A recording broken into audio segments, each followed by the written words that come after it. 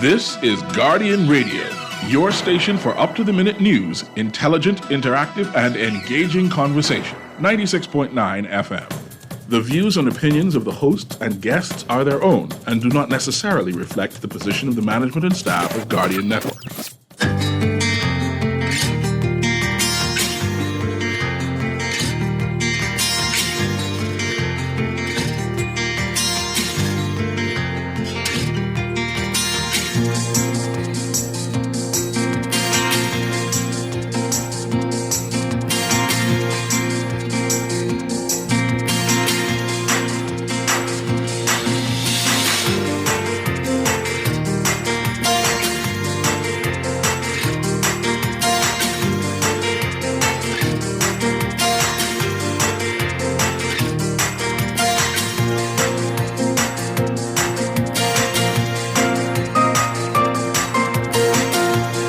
Good morning, a grand celebration as the Road to 50 climaxes a series of spectacular events and nearly 300 get national honors. It's all straight ahead this morning. I'm Dwight Strachan, and this is Morning Blend. Wake up, it's a new day.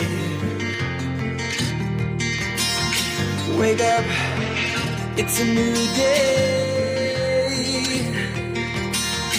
It's the start of a new way. You know that it's here. It's the start of the end of the old way. Revolution. Wake up, it's a new day. Wake up, it's a new day.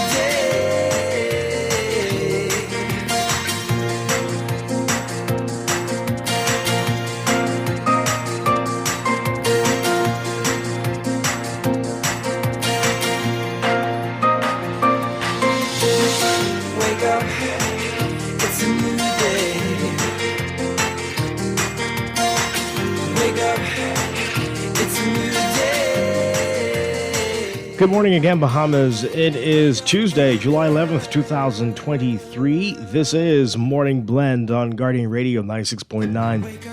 Again, I'm Dwight Strachan. In a moment, Laverne Gardner will be joining us. Also this morning, we'll tell you about the upcoming Agrarian Awards. And later in business, we'll talk about a documentary about sloop sailing in the Bahamas and why it's now become our national sport. That's all straight ahead, but first it's time for the overnight, the latest breaking news from while you're sleeping at the top national and international headlines this morning.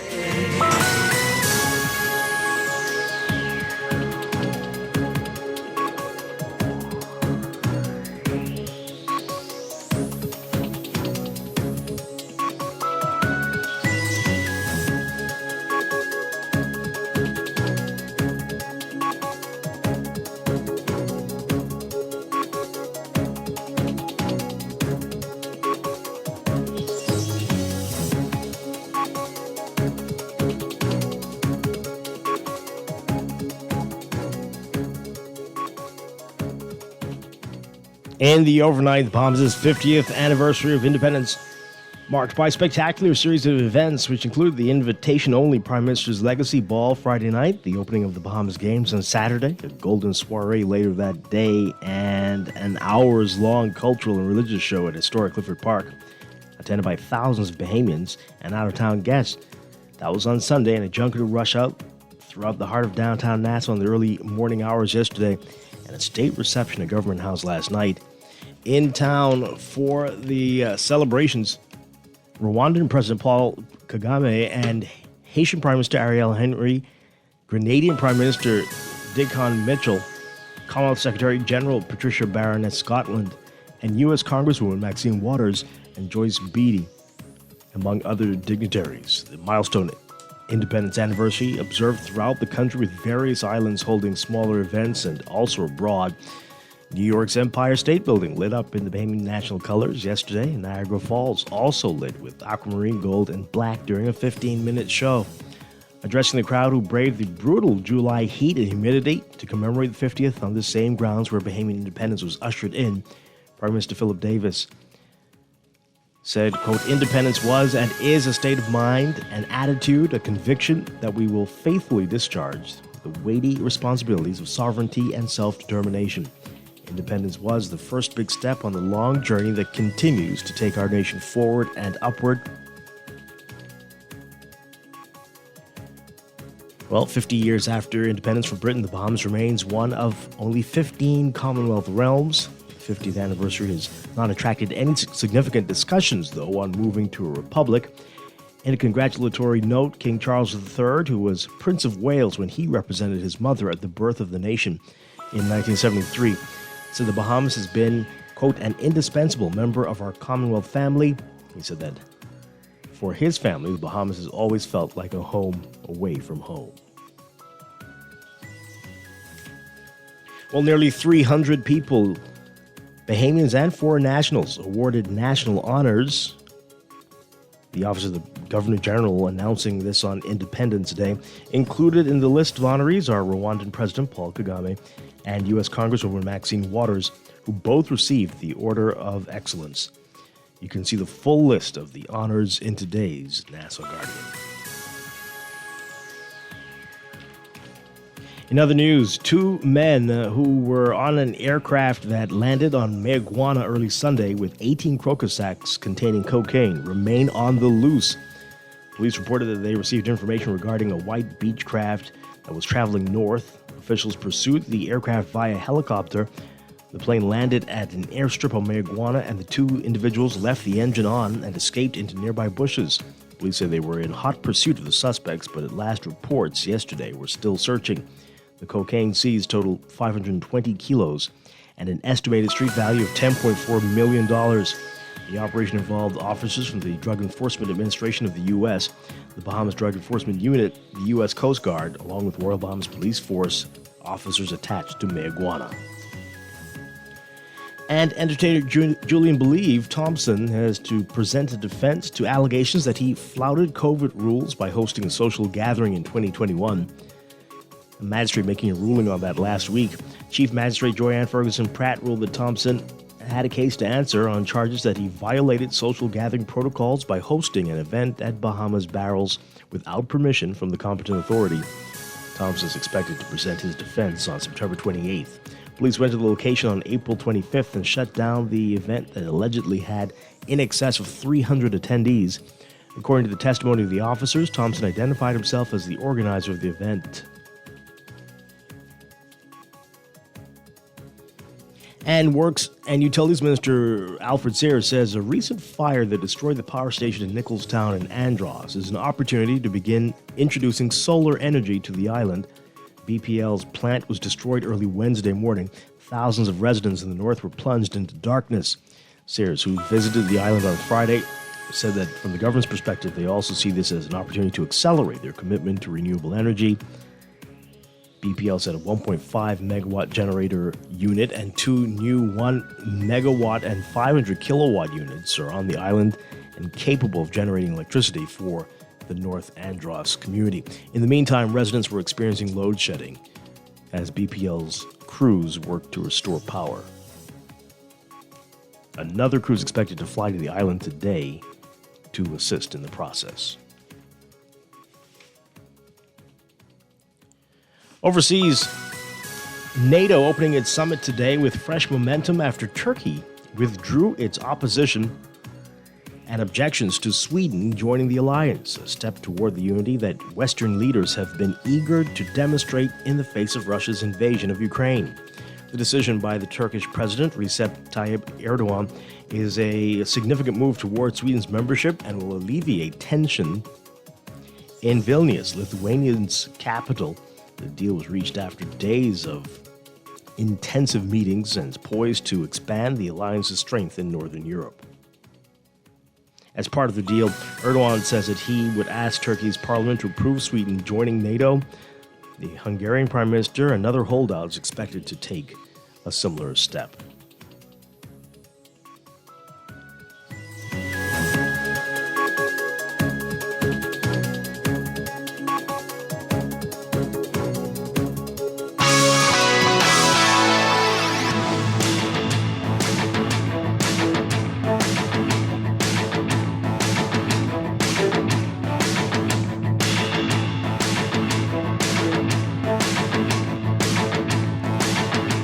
In sports, a lot of local sports to talk about. We've got the Bahamas Games.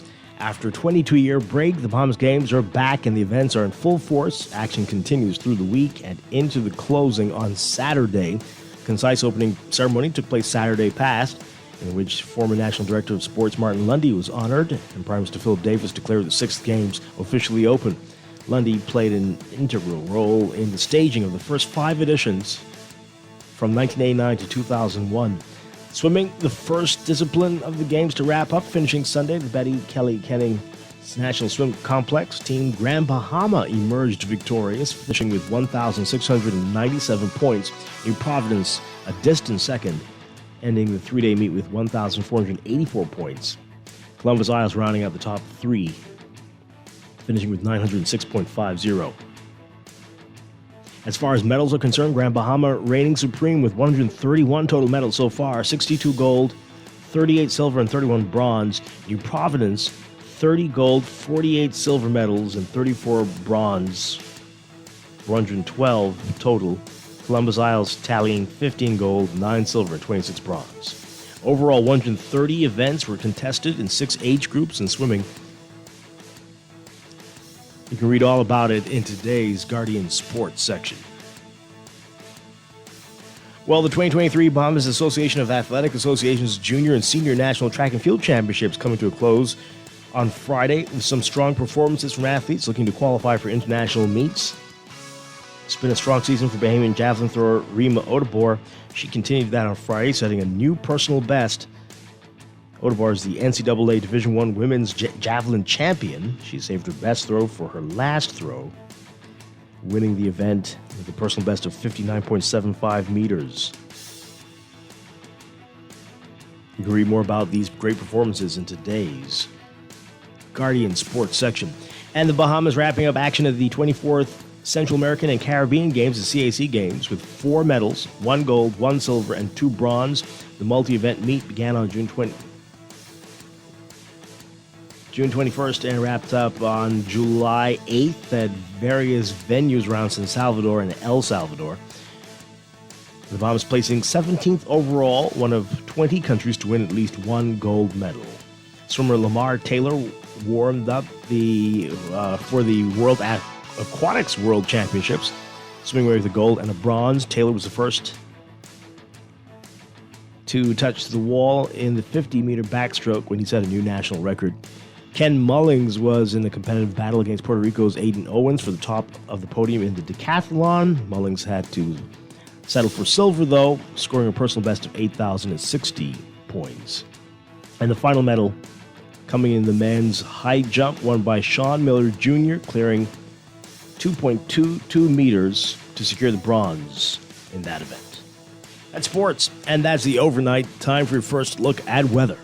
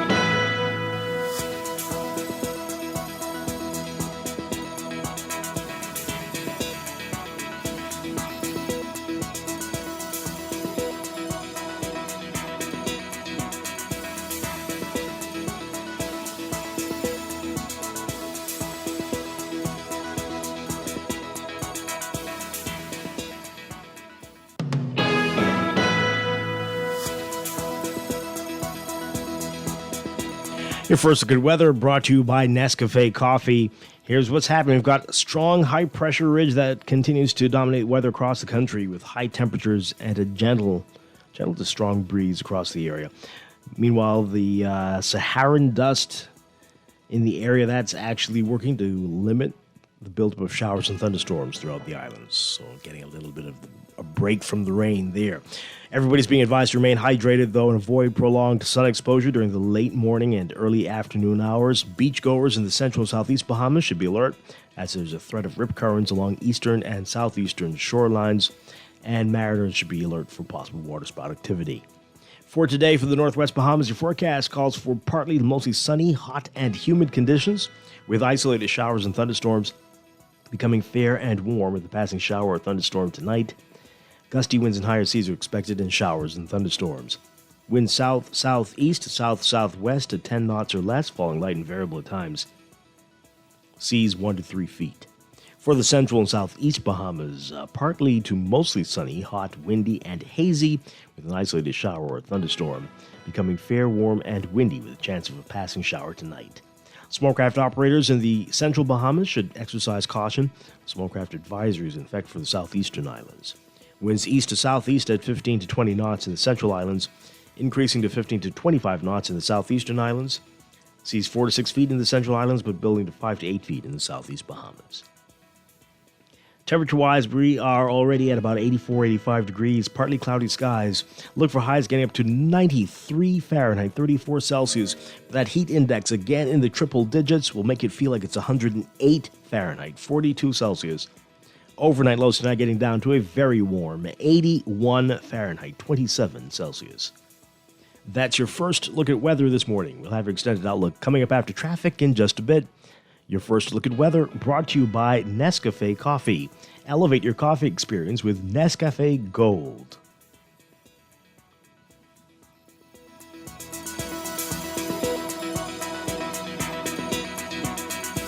It's time for a break, but when we come back, we're discussing the day's top stories right here on Morning Blend on Guardian Radio 96.9. Your home for fresh news and smart talk all day.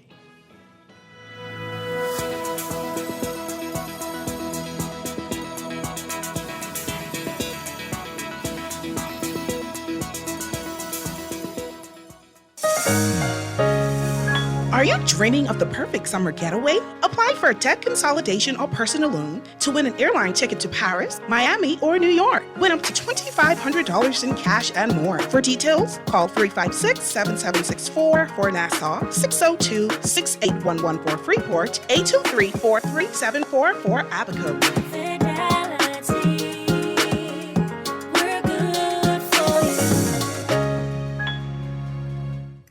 Introducing Wendy's new Chimichurri Cheeseburger. Chimichurri. That's how you pronounce it. Let it roll off your tongue. Then get ready for some ridiculously good flavor. Fresh, herby, garlicky, green, chimichurri. It'll feel like a relaxing backyard get-together with friends on a Sunday. But in a burger. Come meet Wendy's new Chimichurri Cheeseburger with our new Dave's Craft Lemonade. Wendy's, different inside and out. There's a new electric vehicle in town. The Jack brand of SUVs, trucks, sedans, and commercial vans. Available only at Easy Car Sales, home of the fully electric vehicle. For a powerful, smooth ride at a fraction of the cost to drive, leave the pump behind and hit the road with Jack. Visit easy242.com to see our brand new Jack models and drop into Easy Car Sales for a test drive. It'll have you singing. Hit the road with Jack, and don't you pump gas no more. This is Guardian Radio 96.9 FM. Fresh news, smart talk, all day. Wake up, it's a new day. Wake up, it's a new day. It's the start of a new way. You know that it's the start of the end of the old way. Wake up, it's a new day. Wake up, it's a new day.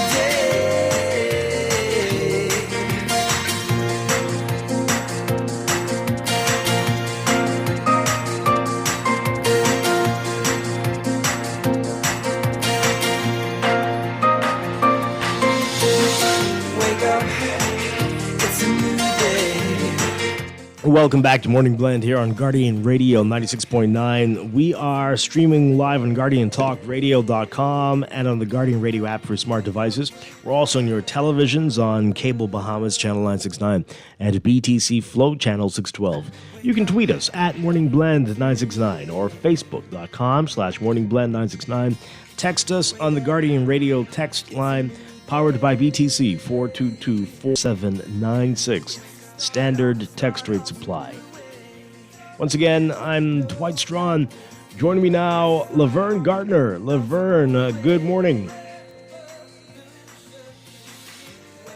Morning, how are you? Doing well, doing well. Happy Independence, happy post-Independence, Yes. happy. It's still celebrating, right? All week long, all month Waiting long. for the entire year. Right, why not? Absolutely. So why not? Happy Independence to you too. and to everybody listening, hope everybody had a great day yesterday and the day Yes. before, and we'll continue, as we said, to have a great week.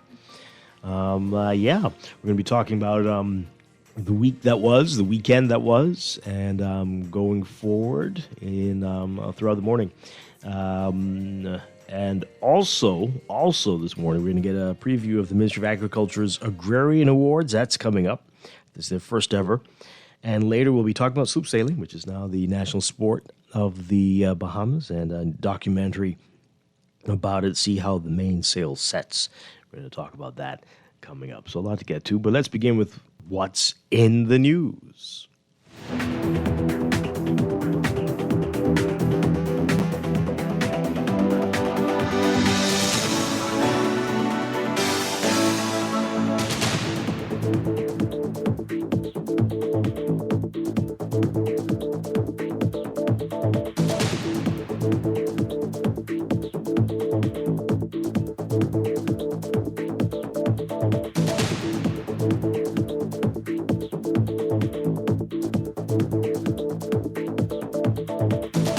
And in the news, the 50th anniversary celebrations, a grand celebration. That's the headline of the NASA Guardian, jubilant, the headline in the Tribune, and especially Sunday night, the Clifford Park at the massive event from 5 o'clock till well after midnight. Just unbelievable. I think every event seems to have been well attended, well received, and so shout outs to the Independence Secretariat and to everybody who's involved in these things. People showed up out for everything, and it's impressive, and we're proud of everybody. So we want to talk about all these things. And how was it in Grand Bahama? What is it like over there? What do you all do, Laverne? Well, we have our Independence service, just like you have at Clifford Park. We have it at Independence Park. And that was really good. Yeah. I toggled back and forth because I didn't go out there. It's too hot. Yes. Just too hot. Exactly. I couldn't take it. So I shout out toggled to all back the and people who forth. did go out, because you all are you guys are courageous. you all are tough. Hats off to you. Mhm. I couldn't do it. I'd gone out earlier that Sunday, and I was like, I can't do this. But so I toggled back and forth. I watched the entire program for in New Providence on Sadness. Mhm. Sorry to say that, Dwight. Oh, it's fine. It's fine. That's really And then one of the I places to watch watched it. our own on the Northern Service Facebook page. So it was okay. a really good event. There were some glitches here and there, but overall it was great entertainment and, different displays. I enjoyed both of them, to be honest with you. Yeah, no, it was great. Great stuff. Great stuff. So let's talk about it, folks. So what do you make of all the things? There really has been a lot. During the weeknights, there were things downtown, and people were out there, Right. huge crowds. Friday night, multiple events to choose from, and they all seem to be well attended. Saturday, a whole lot of things going on. Sunday, of course. And it just has been just an amazing celebration. And with the Bahamas Games likely to continue all week long, so this is really a very exciting time. So let's hear from everybody. Let's hear what you think about the event on Sunday night. King Charles's message. Is he going to possibly visit? And I must have missed that, Dwight. his message, his video, his Yeah. pre-recorded message that he sent. Right. I must have missed that. I Oh, did they not played it see early. that. Either within the 5 or 6 o'clock hour, they played it. Okay. Yeah, yeah. Definitely missed that. Well, I can send it to you. You can read it if you want. You That's could okay. watch it. Thank No, you. should. No, he's the king of the Bahamas. You should Okay. listen to what the king has to say. And our Candy Dame's writing the story that no, this has been unlike some other places, right? Very little talk about becoming a republic. I guess nobody wants to talk about that right now. Maybe in a few weeks, but we're cool. We're chilling. We're having a good time, and that's fine. We can deal with that another time. So let's hear Yeah, from we're you. focusing on independence. Yes. We focused on independence. That's and I think, irony, great it's a irony. wonderful thing. Yes. Focusing on independence. Don't talk about becoming a republic. Sure. 323-6232, 325-4316, 325-425. And the call's toll free, 242-300-5720. Maybe you're on one of the family islands. Tell us how you all celebrated. 242-300-5720. Tweet us, Facebook us, text us, 422-4796. Caller, we'll get to you in a second. Just want to let you know, I almost got up, I have been caught up in an international incident. And not just me, it's, a lot of the media here, for some strange reason, let me see if I can pull up the tweet.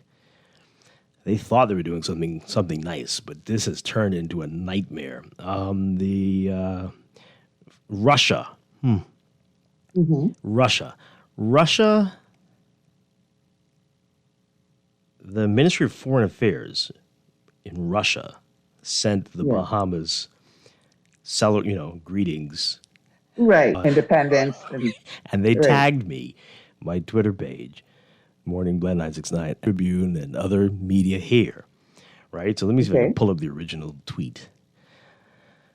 This has been awful. Let me just tell you, because nobody's on Russia's run, right? So I've been going off because people responding to Russia celebrating our independence. And they're like, well, how about you let Ukraine be independent and leave all these other countries? Are you planning on invading the Bahamas next? You all, and it's getting worse, right? And they're like, are you gonna, why are you celebrating the Bahamas? Are you trying to hide your money there? What's going on? What is happening? And people all over the world have been losing their minds. And apparently everybody calls Russia sharks. So there's a bunch of shark videos. And, it's crazy. Yeah, so it's the Ministry of Foreign Affairs of Russia. And they sent this message. Happy Independence Day to the Commonwealth of the Bahamas. Our heartfelt congratulations and warm wishes of prosperity and well-being go to the people of this Caribbean country on their national holiday. It's just sharks. People sending shark videos. Sharks everywhere. Terrible messages. How dare you congratulate them, but you won't free Ukraine? And are you trying us? And so I actually responded to them. I said, why in God's name did you tag us in this? Why? Because it's nonstop from yesterday till this morning. But thanks, Russia. Appreciate That's it. all we have to say. Thank you. Yeah, but That's it. oh boy. Thank you. And Tell the folks. And they tagged all the media houses. Everybody. So we've been getting all these shark things. I guess they want to get as much publicity for it as they could. I guess. And they're warning us about and Putin has his eyes on us or something. Maybe that's why they send the messages. I don't know, but I would just say thank you and keep it moving. We don't have to delve into anything else. Thank you. Well, I'm trying to untag myself. I don't know how to do it. So I would stop getting the messages from the people. Just call Elon. He'll be able to untag. That's another one. All manner of people who are losing their minds, and they're not congratulating us. They're all just angry at Russia. But, right. Yeah. It's crazy. And I'm sure they kind of knew that there would be pushback, even if it's not coming from us.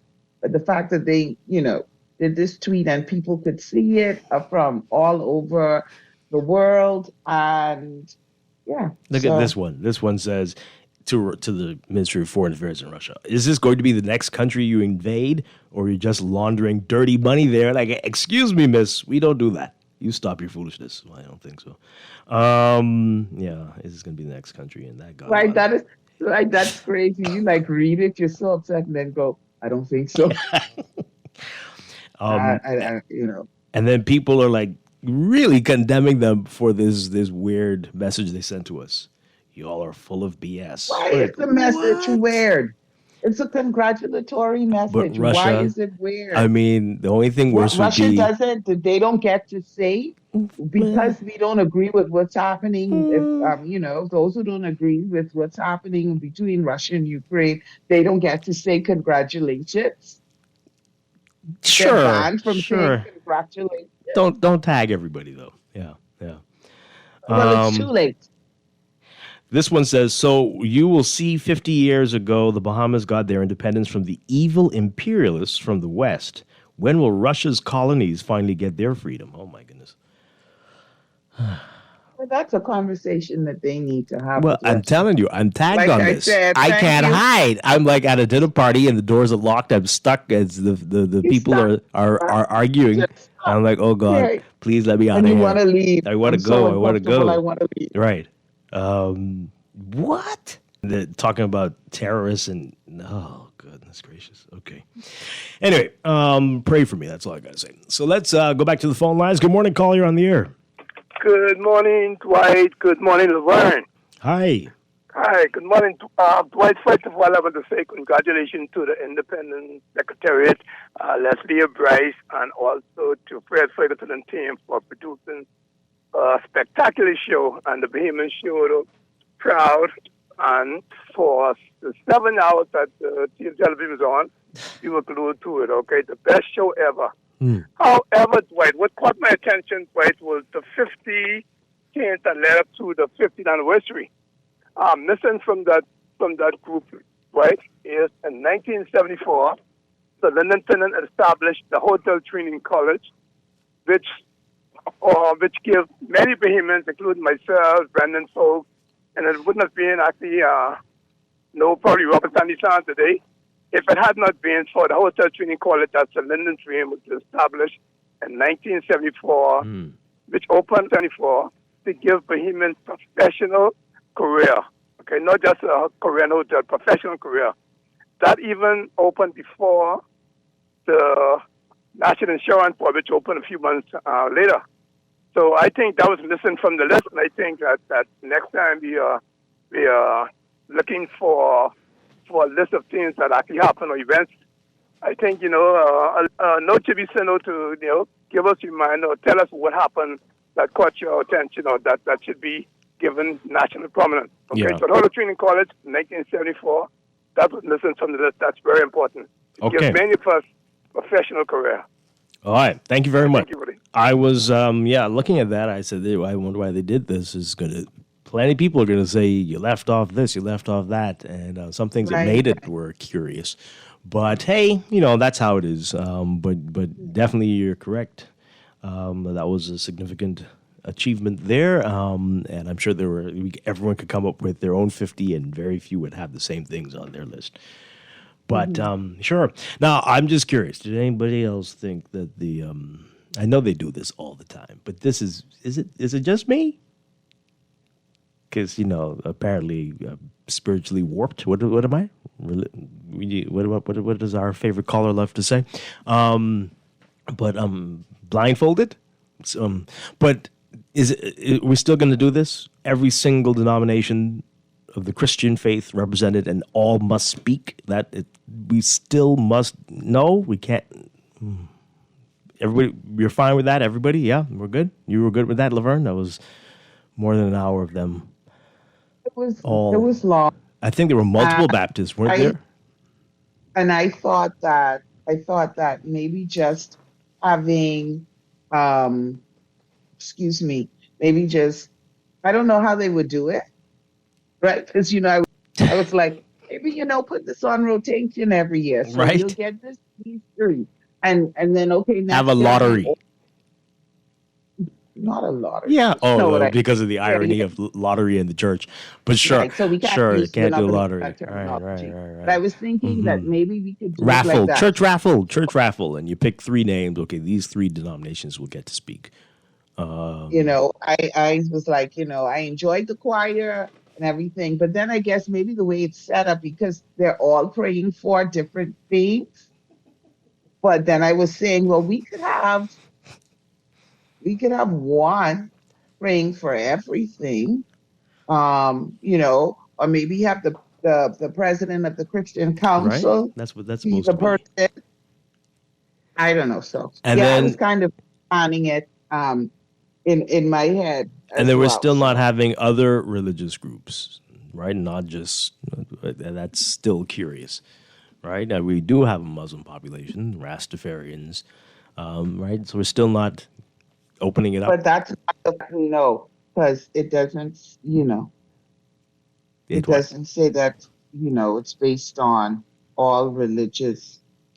It says the Christian faith. So that's Christian the focus. principles. I mean, a lot of those religions abide by Right. what we That's regard the as focus. Christian principles as well. That's not what we Oh, consider to be. So okay. So we're going to yeah, it's gonna be. ignore It's gonna. citizens of the Bahamas. It's no, we're not ignoring that. We all Well, celebrated I think we did. independence. We certainly They did. weren't.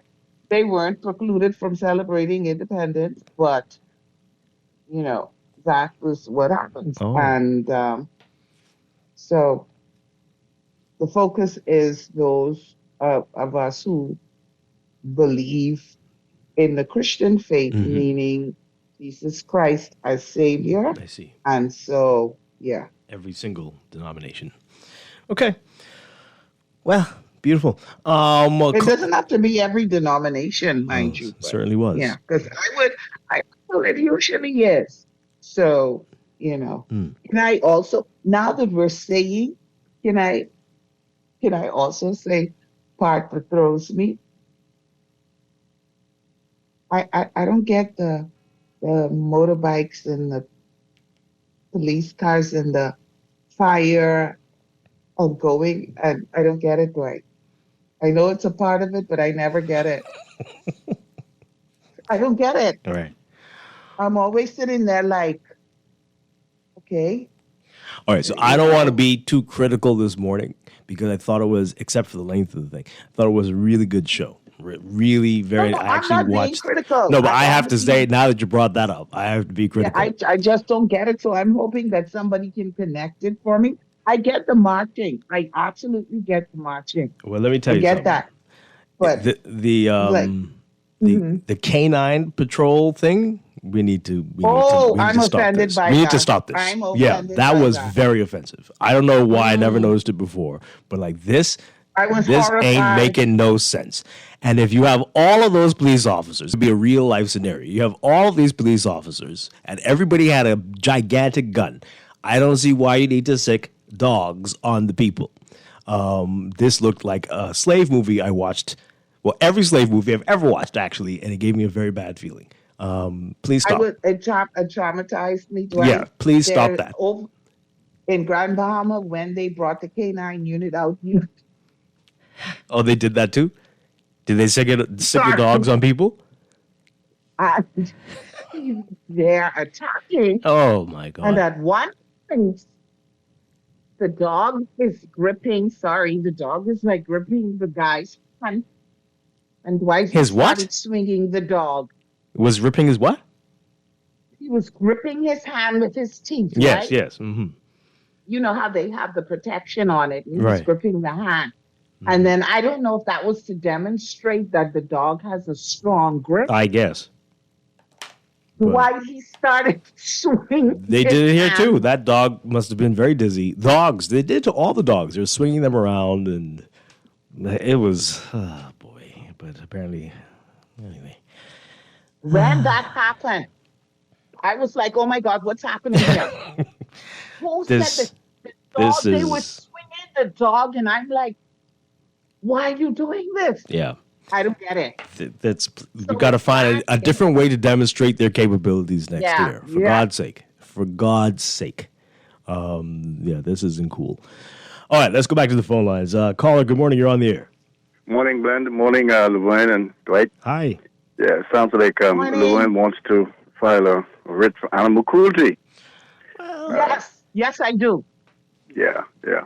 Well, I guess you do that and you might succeed. But, overall, I think the celebration was top notch. In fact, I've never seen it like that before. I've never seen so many people excited. And I'm trying to fine tune what are we so excited about. Is it the independence or is this freedom that we enjoy?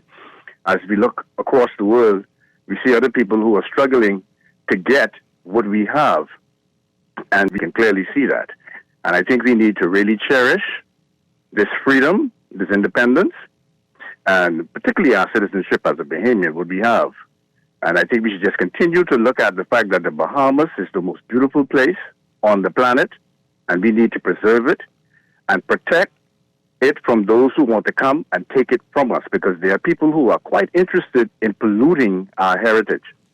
So let's continue to celebrate so people can see that we know what we got.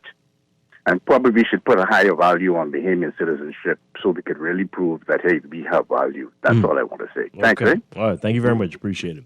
Let's take this call, and then we'll get to your many text messages. Good morning, call. You're on the air. Are you there? All right. Good morning. Callie, this is Strachan along with you and your co-host, right? Good morning. People got to look at everything, okay? Just not the celebration. Here it is, the Prime Minister always talking about global warming and stuff like that, right? The thing is, right here in the Bahamas, the people destroying the building code by not giving heed to it, and he not saying or doing anything with those people that are supposed to be showing him the time, not telling him anything about it, okay? So you're still destroying the Bahamas even though you're celebrating it. All you're doing is want to dance and drink and stuff like that. Speak about the things what needs to be done and not being happening. Like the building code. You're destroying the building code. That comes under global warming. So people people not only want to hear about the drinking and the carousing and stuff like that. We want to see where we're going as a decent country. Okay. Thank you. Well, I guess today we might be more inclined to be on that path, I guess, but we'll see. Okay. Some of your text messages. North Andros was in a blackout in 1973. Same thing as in 2023. What a shame. Yikes. It was just no electricity. Oh, wow. No electricity or blackout. A lot of the islands didn't have. But anyway, take it back to why, if King Charles is the king of the Bahamas, then what independence you all celebrated? Well, you tell me. That's what he is. What do you say to that, Laverne? We choose to have him. You chose to have a foreign king and call yourself independent. We chose to have him as the head of yes, state. Yes, it's a foreigner. And we can choose to remove him. Yeah, but you don't want to. It isn't as if it's forced upon us. That is a choice that we made for whatever reason. So that does not take away from our independence. True. We still have a choice. We can still turn around and say, you know what? Yeah. We don't understand the purpose of You're this. right. This doesn't make any sense. You're right. It's like you're getting married. Make a different decision. You got married, but you decided to still live in your daddy's house. I'm an independent person, daddy. You can't tell me what to do. I got a husband or a wife, right? But still living. No, you sure? No, I think it's exactly the same. 100% the same. What's the difference? Yeah. Okay. It's not a good analogy. Tell me why. It's not that. It's not? Right? Let's use your analogy. You're not living. Oh, okay. I'm living on a house on daddy's property. You're living with your spouse. We got a house at the end of the driveway, on the property. Again, it's our choice. You're right. You definitely choose. It's our point. And Daddy said you can stay as long as you want. This was not forced. Exactly. This was not forced upon us. It's our choice. We could choose to do different. So here's my thing. Are we perfect? No. Do we need to work on things? Yes. All of this, but it does not mean that we are not independent. And so we need to stop kind of saying that, okay, because we chose as the head of state.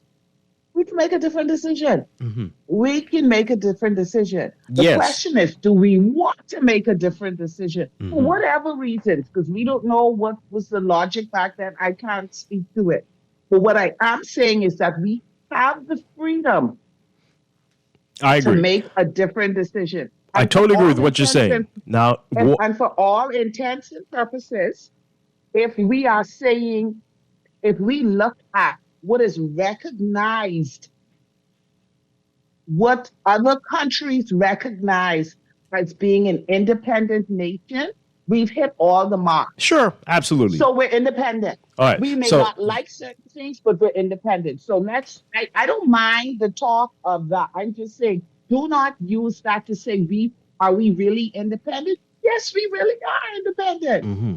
But anyway, continue. So I just want to say, I agree with you. You're completely right. The only thing is, if you are, and you say it's a bad analogy, I don't know. If you brought your spouse, they're living on daddy's property, and you even have your own little house on the compound. Will your spouse or even you feel that you are really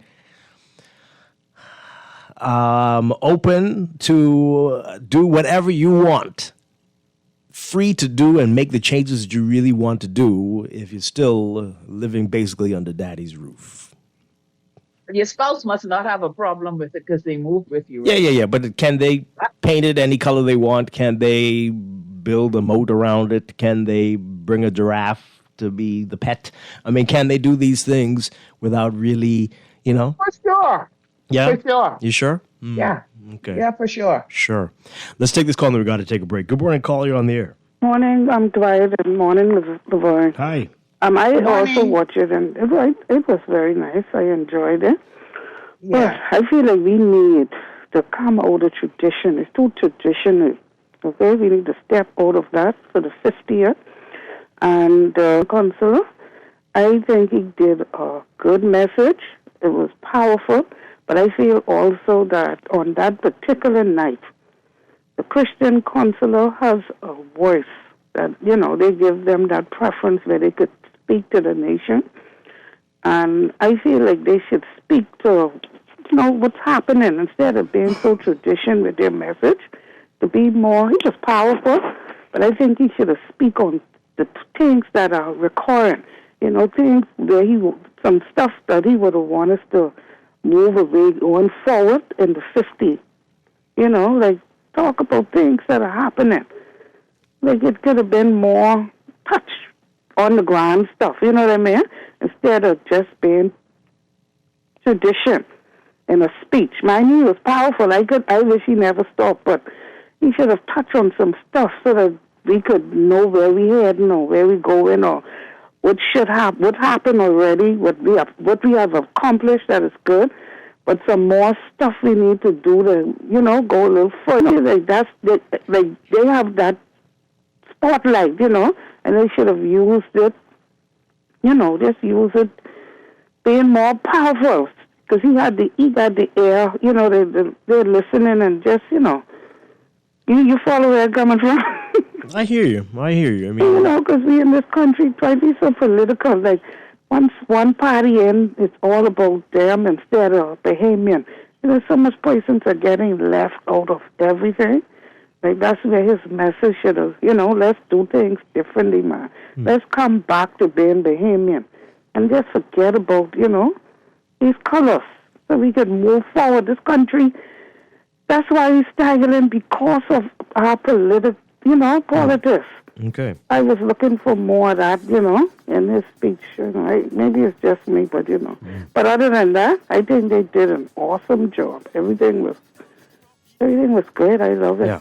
Excellent. Thank you very much. All right. We got a whole lot of your text messages. We'll get to those after the break. This is more 96.9. Stay with us.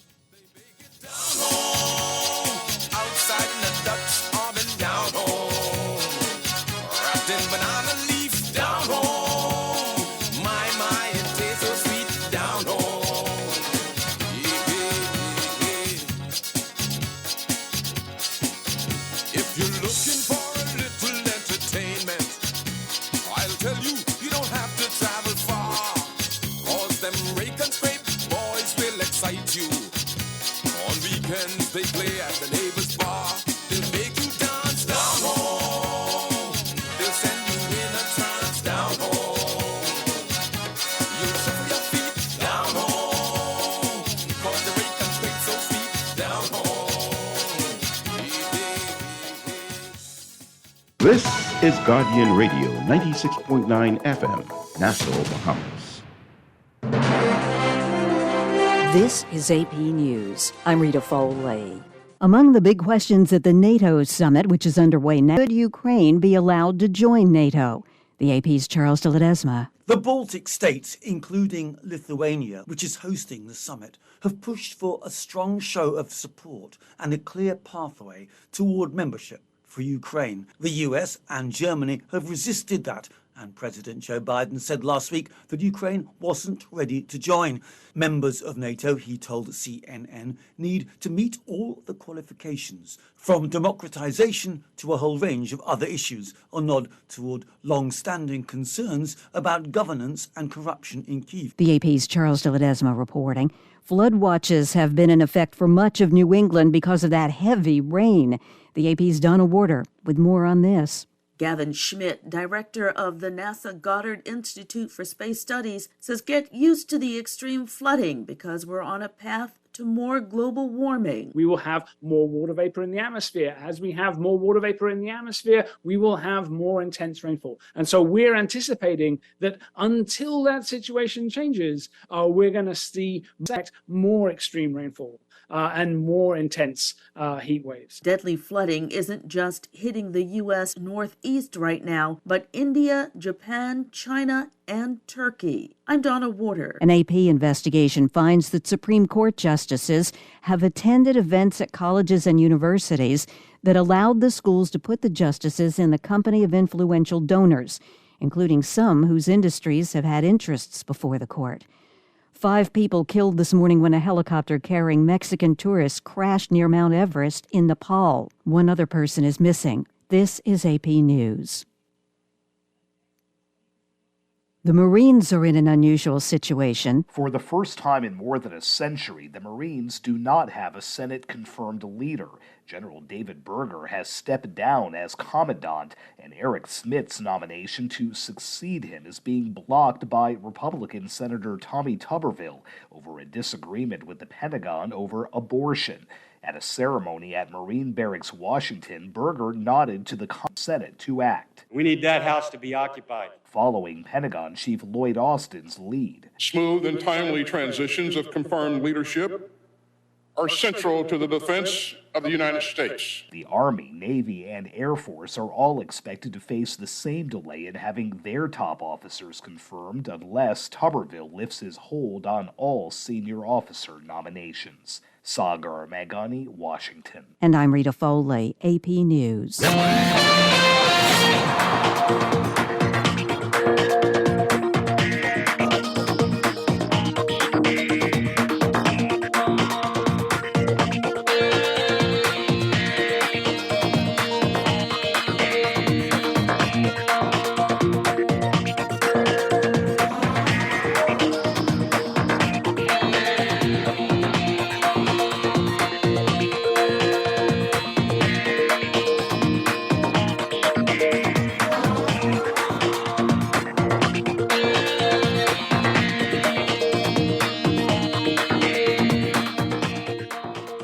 It is time for morning brought to you by RBC.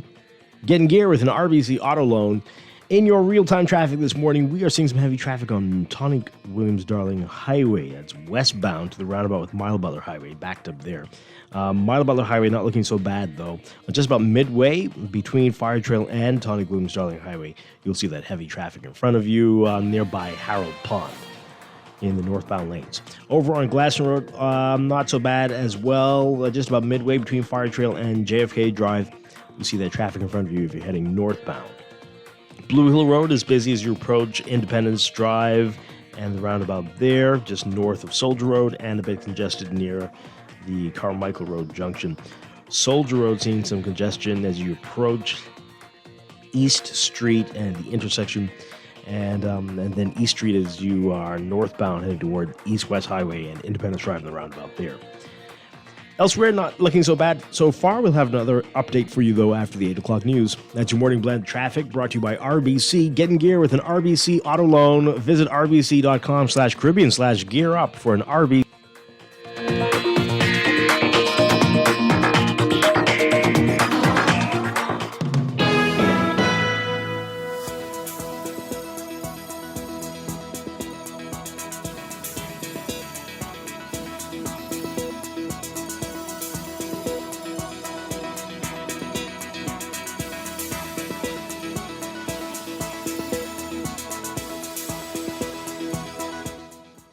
And time for another check of your weather brought to you by the Bahamas Games. We've got a strong high-pressure ridge that continues to dominate the weather across the Bahamas with high temperatures and a gentle to strong breeze across the area. Meanwhile, the presence of Saharan dust, that's limiting the buildup of showers and thunderstorms throughout the country. For the northwest Bahamas today, partly to mostly sunny, hot and humid with isolated showers and thunderstorms, becoming fair and warm with a passing shower or thunderstorm tonight. Gusty winds and higher seas expected in showers and thunderstorms. For the central and southeast Bahamas, partly to mostly sunny, hot, windy, and hazy with an isolated shower or a thunderstorm, becoming fair, warm, and windy with a chance of a passing shower tonight. Small craft operators in the central Bahamas should exercise caution. Small craft advisory in effect for the southeastern islands. It's going to be another hot day today, and everybody's being advised to limit outdoor sun exposure. And highs getting up to around 93 Fahrenheit, 34 Celsius. But it will feel even hotter because the heat index will be at 108 Fahrenheit, 42 Celsius.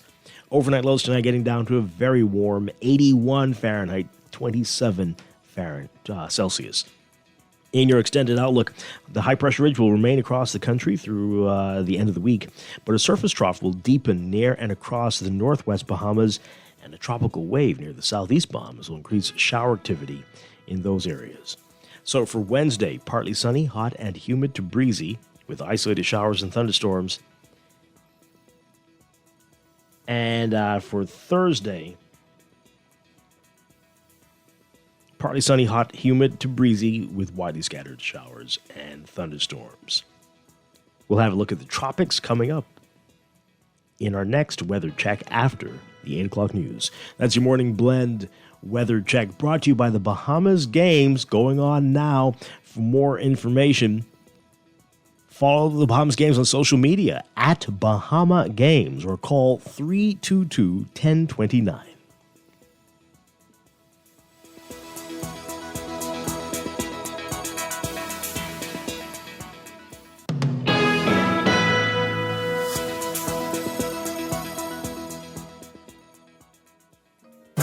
That's the sound of your car or truck. That's the sound of your home loan. RBC makes it easy to get your own. Get in gear with an RBC auto loan with up to 100% financing, extended repayment, and low interest rates. Visit rbc.com/Caribbean/gear up. Conditions apply. That's the sound of your car or truck. That's the sound of your horn. Get in gear with an auto loan. RBC makes it easy to get your own. With over 25 years in business, nothing says commitment to our people, culture, and service like Rev. And this year is no different. We will continue to elevate your home experience for you to create and share memories for years to come, while keeping you connected to the people and things you love most.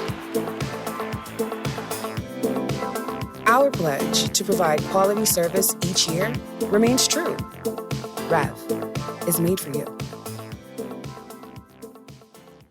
We're gonna give you a check every week for our year plan. Island Game, keep you winning. Percy's pension plan. Dream big, we will help you live it. Percy's pension plan. Island Game, we got you. Percy's pension plan. From the friends you can trust.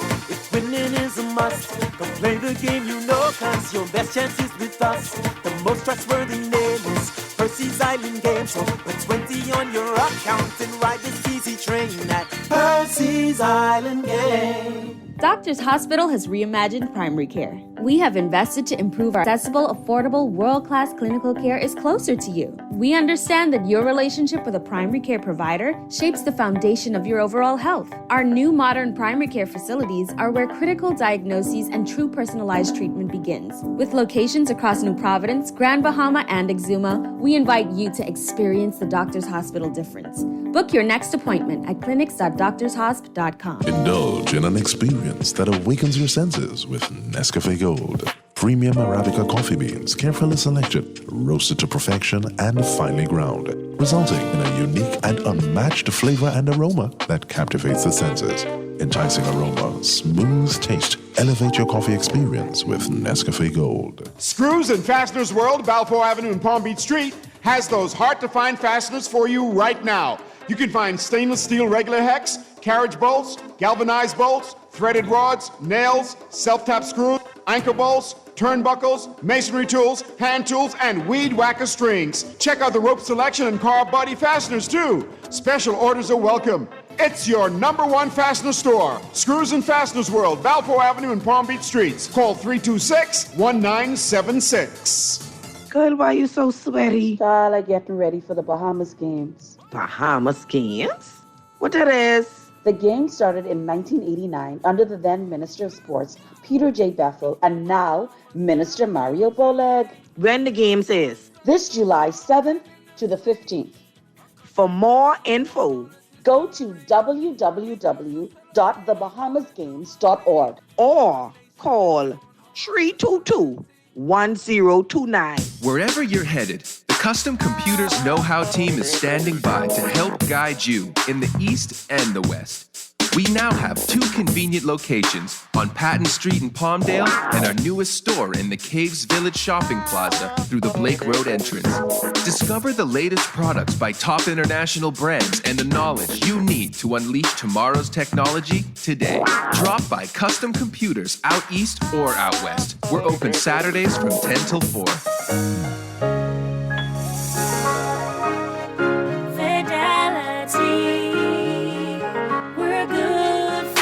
My business couldn't survive without my credit card machine from Fidelity. Convenient, and my clients love it. My sales increase, and I can track my earnings. Get your credit card machine from Fidelity today. Call 356-7764.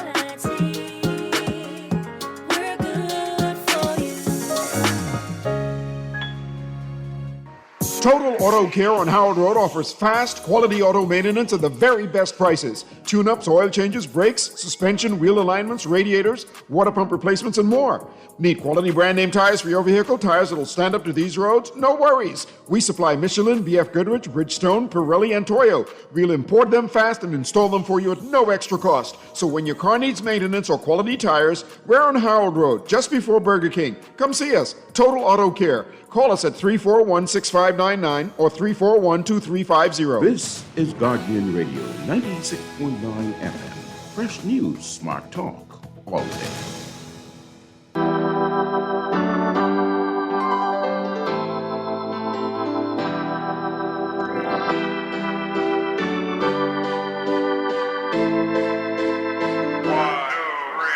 Nassau is the capital, Bahamas.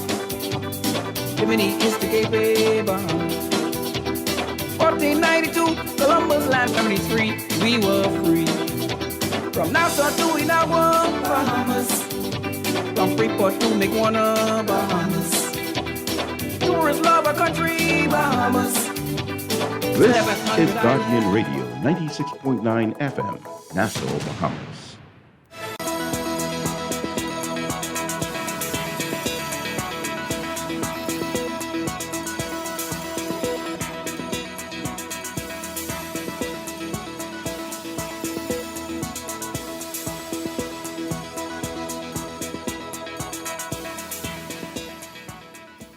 Welcome back to Morning Blend here on Guardian Radio 96.9. We're streaming live on GuardianTalkRadio.com and on the Guardian Radio app for smart devices. We're also on your televisions on Cable Bahamas Channel 969 and BTC Flow Channel 612. You can tweet us at Morning Blend 969 or Facebook.com/Morning Blend 969. Text us on the Guardian Radio text line powered by BTC 422-4796. Standard text rates apply. And now at 8:19, time for another check of your weather for today, brought to you by Bahamas First Insurance. Here's what's happening. We've got a strong high-pressure ridge that continues to dominate weather across the country, with high temperatures and gentle to strong breezes across the area. Meanwhile, Saharan dust, that's limiting the buildup of showers and thunderstorms throughout the islands, but there may still be occasional showers and thunderstorms. Everybody's being advised to limit outdoor activities during peak sun times, daylight hours, and stay hydrated. And beachgoers in the central and southeast Bahamas should be aware that there is a risk of rip currents along east and southern shorelines, and every mariners should be alert for possible water spout activity. So for today, for the northwest Bahamas, partly to mostly sunny, hot and humid. Storms becoming fair and warm with a passing shower or thunderstorm tonight. For the central and southeast Bahamas, partly to mostly sunny, humid, hot, hazy, with isolated showers and thunderstorms. Temperatures getting up to 93 Fahrenheit, 34 Celsius, but the heat index will make it feel like it's 108 Fahrenheit, 42 Celsius. Overnight lows tonight getting down to a very warm 81 Fahrenheit, 27 Celsius for your low tonight. In your extended outlook, that high-pressure ridge will remain across the area through at least the end of the week, but a surface trough will deepen near the northwest Bahamas, and a tropical wave near the southeast Bahamas will bring increasing shower activity to these areas. So for Wednesday, tomorrow, partly sunny, hot and humid to breezy, with isolated showers and thunderstorms. Thursday, partly sunny, hot and humid to breezy, with widely scattered showers and thunderstorms. In the tropics, we're watching an area of low pressure forecast to deepen a few hundred miles east-northeast of Bermuda. It has about a 50% chance of forming into a subtropical or tropical depression during the next 7 days. That is your morning blend weather check, brought to you by Bahamas First. Visit firstonlineinsurance.com and select or renew your car or home insurance 100% online, or just stop by any Bahamas First agent. Bahamas First, celebrating 40 years as the first Bahamian general insurance company. What's first for you comes first for us.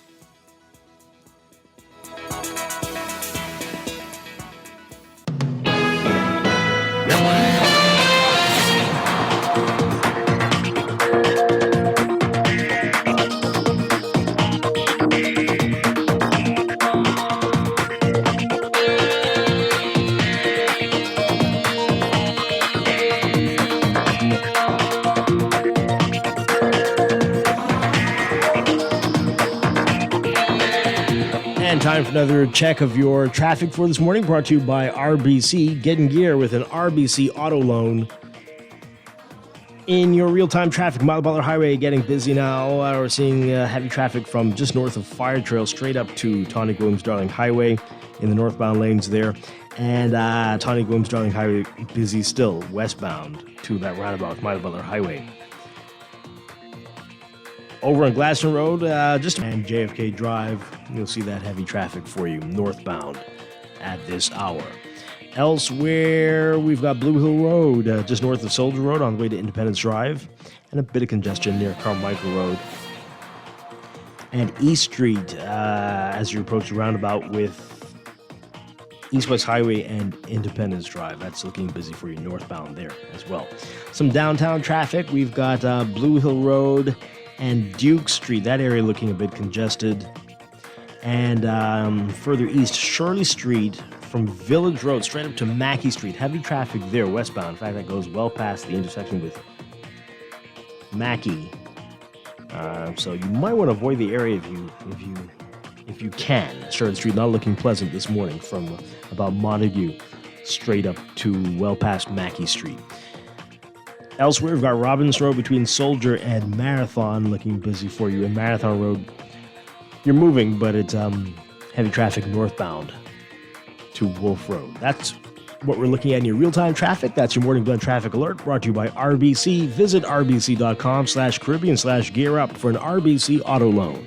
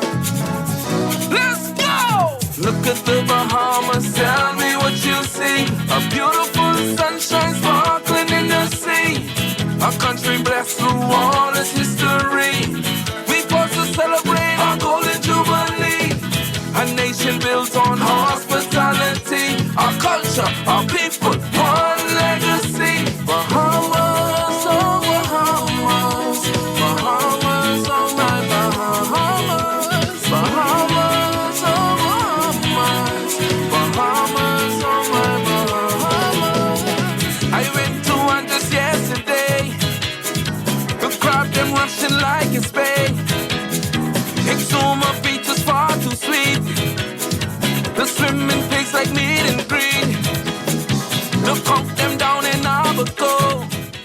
We're back here with Morning Blend on Guardian Radio 96.9. Dwight Strachan, along with Laverne Gardner, doing our post-Independence Celebrations recap.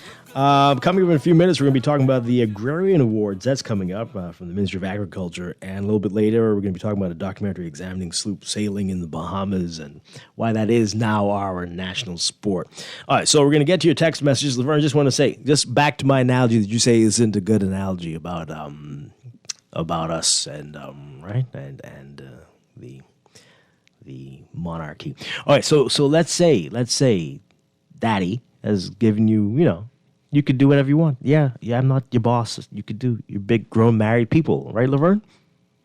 But you still feel, some sort of way. You're still holding on to, you're doing the things the way he did things, and you're not really making. That's a you issue. That is a you issue. Exactly. Right. And then exactly. Again, you still have the ability to change. You do. You don't have to live on Daddy's property. But you're still wearing. That's you don't have. You don't have to. You don't have to. Right. So that's. What is that about, though? Well, why are we doing that? Why are you still wearing the same type clothes that Daddy wore, especially in the 100-degree heat, with weird wigs that Daddy used to wear? Why did you do that? So then that means that you now have to search yourself and see why it is that you are doing these things. Because you don't have to do them. Yeah. So the question is, why are you doing them? And why are you perhaps so reluctant to change? So these are the questions that you have to ask yourself, that we have to ask ourselves, right? The only point is, do not tie that to or use that to say that we are not independent. Yeah. Because these are the choices that you have made. You could have made different choices. Mm-hmm. You can still make different choices. So what the problem is? Totally agree. Why don't you? Totally Why agree. don't you? When are we going to ask ourselves that question and decide and figure it out? When is that going? Are we going to do that? Do we need to do that? What's happening, right?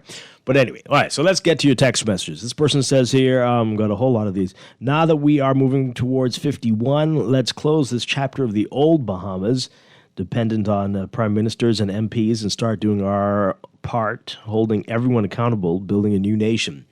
We all partied, or you all partied. Now get back to work. Your light's still going off, right? Roads paved? It's our generation's time now for a clean slate, Bahamas. Let's see what we can build in the next 50. Take control of where you are heading. Okay. This person says here, good morning, Dwight. The Russians, the congratulations statement reminds me of Sean Connery and James Bond's move from Russia with love. Okay, that's scary. Nobody cares about Russia congratulating us. What about the tourists on Abaco getting beat by naturalized Bahamians? What now? Huh? Do you know what that's about? There's a video going around. Yeah? There was a video going around. I think it happened on Gornaki. And there was this gentleman, and it was like, there was an altercation between himself and maybe 5 other people. Mm-hmm. Yeah. And he got beat up? I don't know, but I'm sure I can find someone who'll send you the video. Okay, joy. This one says here, it's been almost 2 weeks now. We still don't know who won the independent song competition, and we still haven't heard the song. Yeah, I haven't heard who won the song. But we heard the and they three. did put out like a little sound for us to vote. Yes, I heard those. Right. Did you vote? Right. Those were the final 3. Did you vote? Of course. Yeah. Okay. Good. Yeah. I like the first one. Oh, is that the one with the? I could tell you what it isn't. It isn't the one that's anyway. Yeah. Okay. This person says here, Dwight, America invaded Iraq, Afghanistan, Vietnam, and many other countries over the years. So what do you be wording about Russia? Okay, I don't know why you brought up what the U.S. did, but also I was saying that I was tagged in this very odd post that got a lot of backlash from everyone else in the world who's not on Russia's run, and that I have been getting through this tagging lots of crazy messages, including insulting messages about the Bahamas and about how Russia's likely going to invade us. So that wasn't fun. But so I don't know what you heard, but send me your Twitter account. I can tag you in this too, so you can enjoy it. How about that? But They anyway, could be included too. right? Yeah, you get on this run. See how you like that. So they could say what the people saying. Russia. Why are you congratulating them? Do you want to money launder through the Bahamas? Like, how dare you? Would you come? Russia, take us out of this. Because people are very triggered by Russia today. But anyway. She can't say congratulations. No. Right? What happened? You can do it, but don't tag other people. Keep it to yourself. But if I don't tag other people, I don't want you. If I don't tag other no people, one then likes I just them. gotta wait for them. No. Kind of No. organically see it. Don't worry. Tons of people are following the Twitter account. So these same people, they're not seeing it because of me. They're seeing it because They just they want follow the Russia. media to see it. They just want They wanted the media to see it, Dwight. Yeah, I guess. This person says, I think many don't understand exactly what's going on in Ukraine, oh boy, because of this one-sided media bias. Many would get a balanced understanding by educating themselves about the region.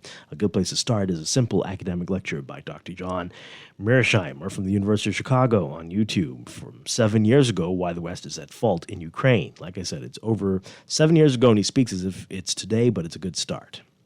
All right, so you sound like you're trying to say Russia was right in invading another sovereign country. So, okay, but great. We'll check it out. Bahamians continue to be the losers while they party. Give them food for a day, keep them drunk, and they'll never revolt. Right now, Bahamian people are distracted with the 50-year celebrations. The reality of having to replace monies we can ill afford to spend or misappropriate foolishly falls right back on we, the taxpayers, and the next generation of Bahamian children. Hey, okay. A lot of people not happy with the partying. This one says here, did Ukraine send us a greeting? You all need to stop. This person says, merely clutching your pearls so early in the morning.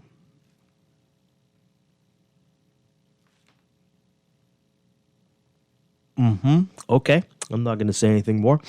This one says here, good morning, I love the show, but this is about the service. But I must speak on the issues. There was a pastor that prayed for over 25 minutes that caused the organizers to cut out pieces of the show. That was not nice because those children practiced for weeks. There were insufficient... For sure. I saw that. Yeah. I saw, comments about that, and I 100% agree. Yeah, quite a few acts couldn't perform. It's a program, and you need to be constricted time. Yeah, and they had to get to the fireworks at 12 something, so there were several people who couldn't perform. That was rough. Right. The texter, yeah. Texter goes on to say there were insufficient exits and entrances to purchase food, and there was no help to get out of the parking lot. We burned gas for almost an hour waiting. Oh, boy. Okay, yeah, well, I knew that was going to be rough. Being an independent country means that no foreign power maintains any authority or control over the political or civil processes of the people or the government of the people. So why do we still have a privy council? Well, as Laverne said, that's what we want. That's what you want. What was that? I'm saying we chose that. Yeah, You're yeah. right. We can do something else. We can do something. The decision is ours. This one says, who is the you Laverne is referring to? Who is the you that could change independence? I don't understand. What? I never said to change independence. I don't know what that means. Sure. I never said that. This person says, can we add something for the nation to mark our 50th with the nation getting fit at 50 for the next 6 months? A challenge for everyone across the Family Islands to lose 5% of your weight by December 31st, 2023. We can do it. Well, start it. Yeah, absolutely. Something? Didn't we have something initially, the road to 50, and then there was like walkathons or kind of trying to incorporate that. I mean, at like the beginning of the year. Yeah, and there are tons of people doing different things. And Texter, you can do that one. You don't need the government to do it, right? You can do that one. Start it. This person says here, the Independence Celebrations Party should be over now. PLPs and Bahamians, let's get back to work. PLPs and Bahamians, okay? We have a lot of issues to deal with, so stop partying and get serious. Wow, okay. We can't slam brakes like that, though. You got to still ease yourself into it. No? Right. Your birthday, right? Because you have other issues going on, you don't celebrate your birthday. I'm using that because I love my birthday.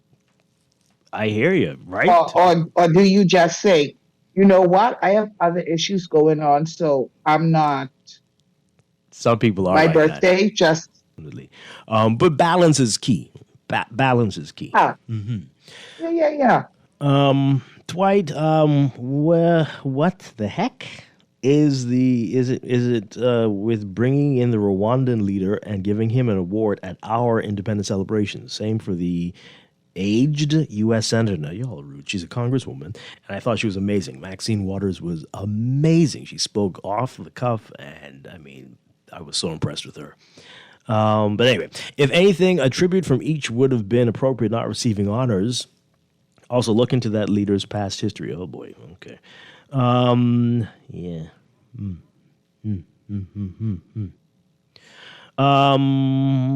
Dwight, you were talking about us wearing daddy's clothes and Laverne starting saying, you can do this and you can do that. Who is the you she was talking about? Oh, she means the Bahamian people collectively. Like, right? Are we going to say that, we can put those colonial traditions behind? Or we don't need that. We need to dress more appropriately for our climate. That kind of thing. We need to collectively decide that we're going to blaze our own paths, trails, right? We. So you, what you meant, right? Yes, that's what I meant. That is what I meant. Okay. This final text here. Dwight, I enjoyed the celebrations. It was spectacular. I wonder how much money it will cost the government to do this. Well, we'll see. We'll see. But it was great. It was great. And I hope it doesn't just don't slam the brakes today. I mean, right? We've got still. Aren't we celebrating for the entire year? That's what I thought. So I'm sure there are going to be other activities. And the Bahamas, of course, like this, games the are still going on. Independence Day was, it was a big thing. But we're celebrating, according to what we've seen, the entire year. Absolutely. And the Bahamas games are still going on, and there are other events, so it's not over. It's not over, but we do have work to do, of course, and we will get back to work.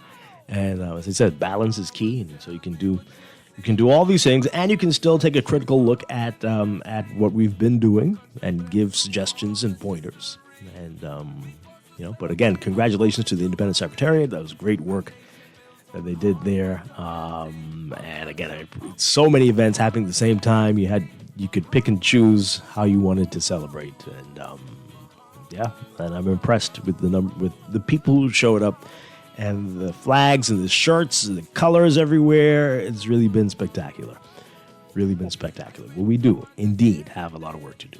So, hey, we're going to take a break. When we come back, the Agrarian Awards. We'll find out what that's all about right after Blend on Guardian Radio 96.9.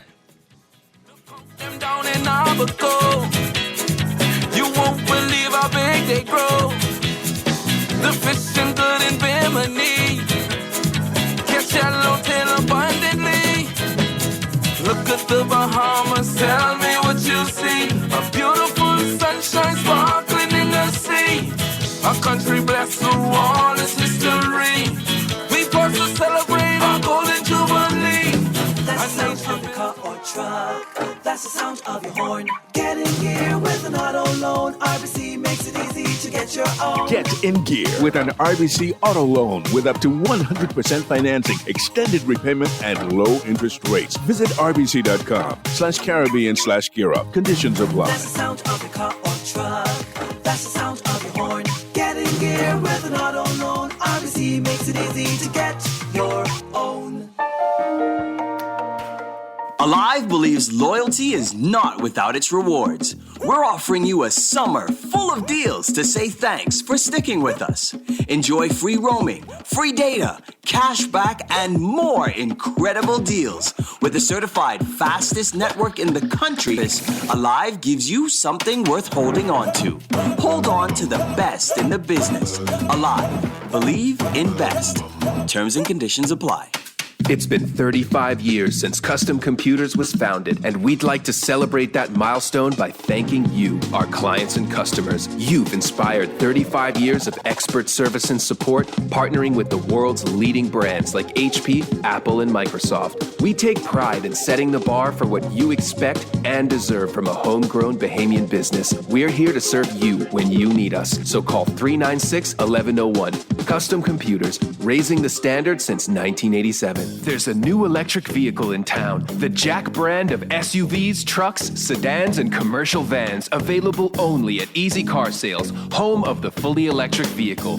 For a powerful, smooth ride at a fraction of the cost to drive, leave the pump behind and hit the road with Jack. Visit easy242.com to see our brand new Jack models and drop into Easy Car Sales for a test drive. It'll have you singing.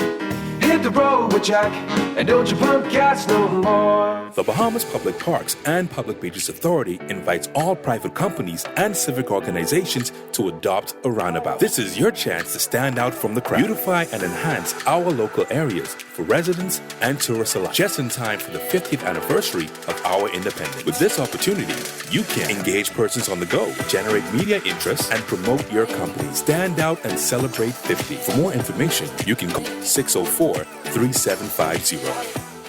The Access Accelerator Small Business Development Center is here to help small businesses throughout the entire Bahamas. To better serve you, we've made it easier to contact us. Call 461-7232, WhatsApp 359-0626 or 359-2394, email helpdesk@spdcbahamas.com, or submit a ticket when you visit our help center at accessaccelerator.org. The Access Accelerator, empowering small business. Take some advice from your Aunt Angie. If you're going to invest in an exotic pet, choose anything but a Norwegian forest cat. Apparently, they will eat all your jewelry. Before you know it, you're racing to the vet when your cat escapes from his carrier and lunges for your earrings. You crash and your cat swallows your pearls. But if you're smart, you'll have CG Motor Insurance and get the best comprehensive coverage for the price. Get the best comprehensive coverage for the price. CG Atlantic Insurance Agents and Brokers. Good like that. All benefits are subject to policy provisions, including eligibility at the time of service. When faced with an illness like cancer, we band together. And we at Cleveland Clinic in Florida have your back. From advanced cancer treatments, measures at all of our locations. We're with you on this journey. For every infusion and follow-up. For every step of the way. For every care in the world. Cleveland Clinic in Florida. Get the care you need when and where you need it. To learn more or connect with a local representative, visit clevelandclinic.org/Caribbean. It's back! The 35th annual Jeff Rogers Basketball Camp, July 17th through 28th, inside Kendall Isaacs Gym, 9 a.m. to 1 p.m. For boys and girls 5 through 18. Sign up your child now at South Bahamas Seventh-day Adventist Office, Tonic Williams Highway, 9 a.m. to 5 p.m. It's the Jeff Rogers Basketball Camp, July 17th through 28th at Kendall Isaacs Gym, 9 a.m. to 1 p.m. Special appearances by NBA stars, legends, and coaches. The 35th annual Jeff Rogers Basketball Camp, it's back! Total Auto Care on Howard Road offers fast, quality auto maintenance at the very best prices. Tune-ups, oil changes, brakes, suspension, wheel alignments, radiators, water pump replacements, and more.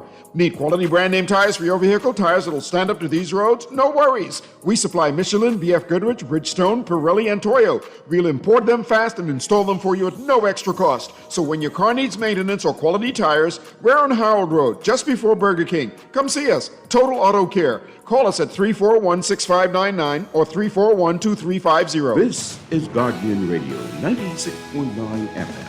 Fresh news, smart talk, all day.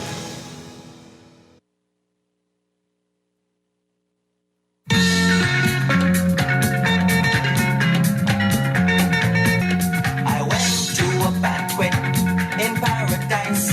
Everyone dressed elegant, the ballroom fixed up nice. The meal was served buffet style.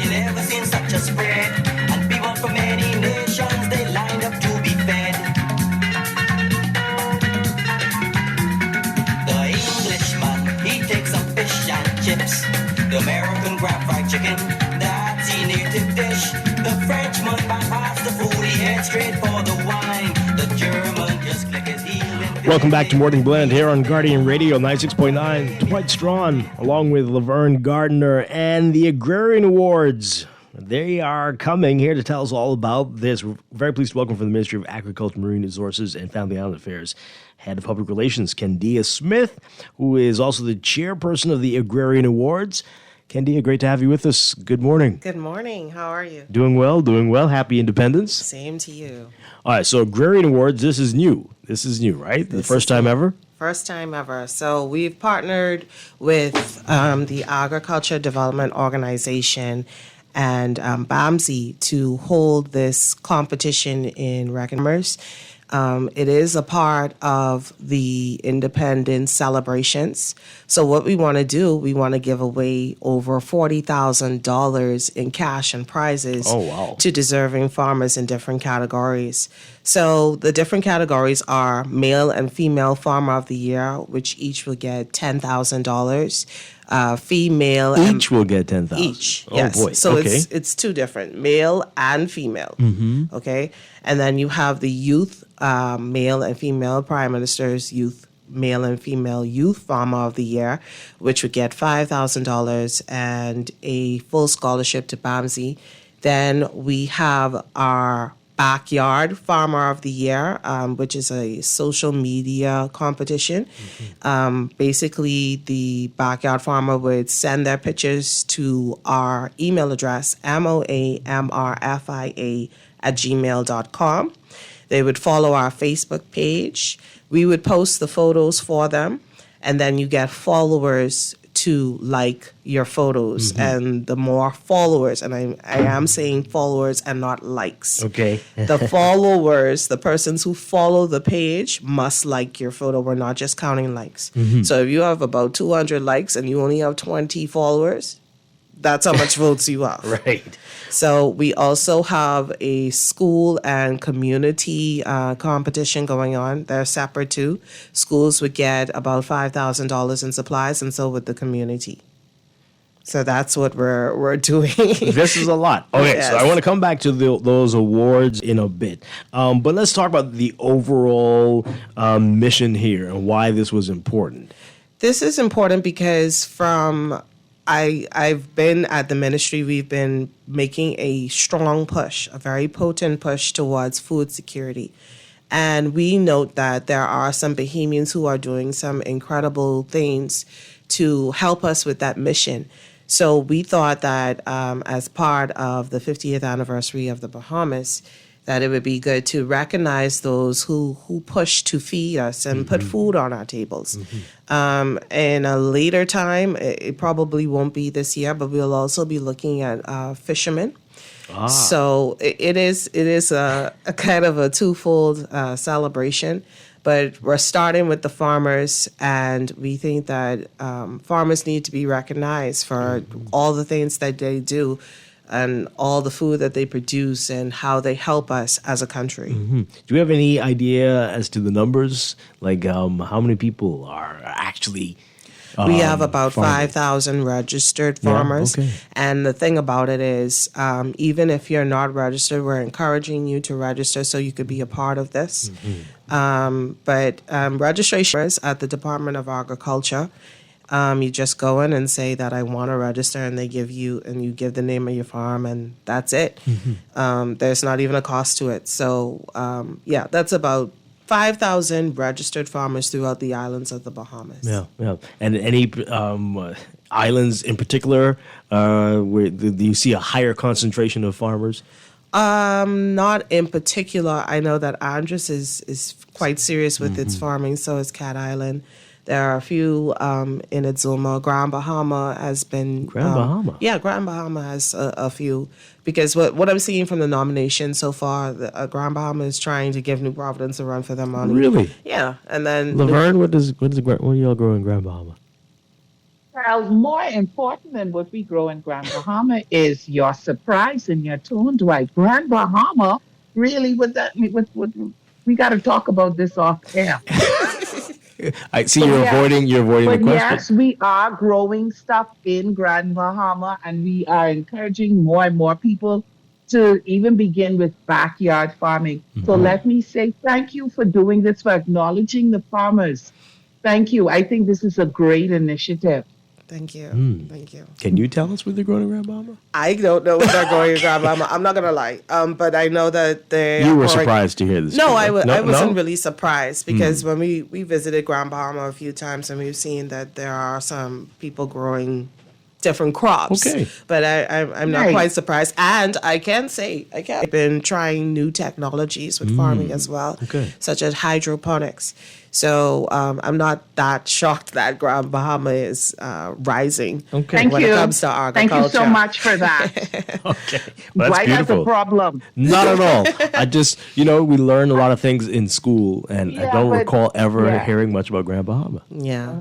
Well, I would say that in recent years, there's been a movement, and so we have our farmers market once a month, and you come out and people are growing all kinds of different fruits and vegetables and herbs, and so it's becoming like a big thing. From watermelon to papaya to, Amazing. of course, potatoes, beets, you name it, you go, and it's all homegrown. That's beautiful. I want to see more youth, though.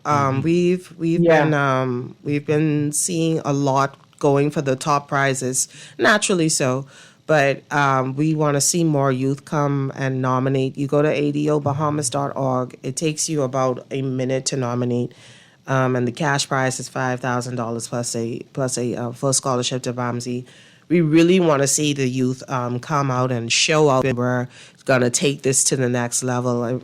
I listened to the Prime Minister's speech and saying that this is the Joshua Nation. We want to see the youth really try to take agriculture to the next level because that's the problem with agriculture nowadays. It's not a real ancient.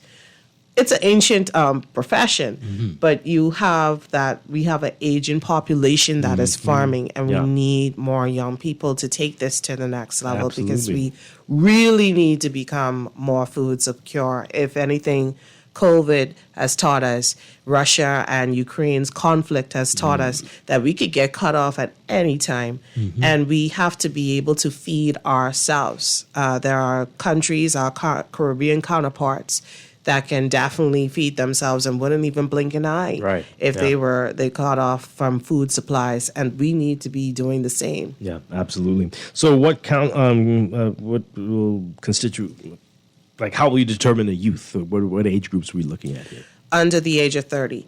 Oh, 30. Okay. All right. Any age under the age of 30. You could be a teenager and you could win this prize. Okay. Yeah. All right. So how will you determine the male farmer and female farmer of the year? Well, that is not my decision, thank God. I see the nominations coming in, but they go directly to the Department of Agriculture for vetting to make sure that they are farming and that they are in good standing and they're doing good agriculture practices.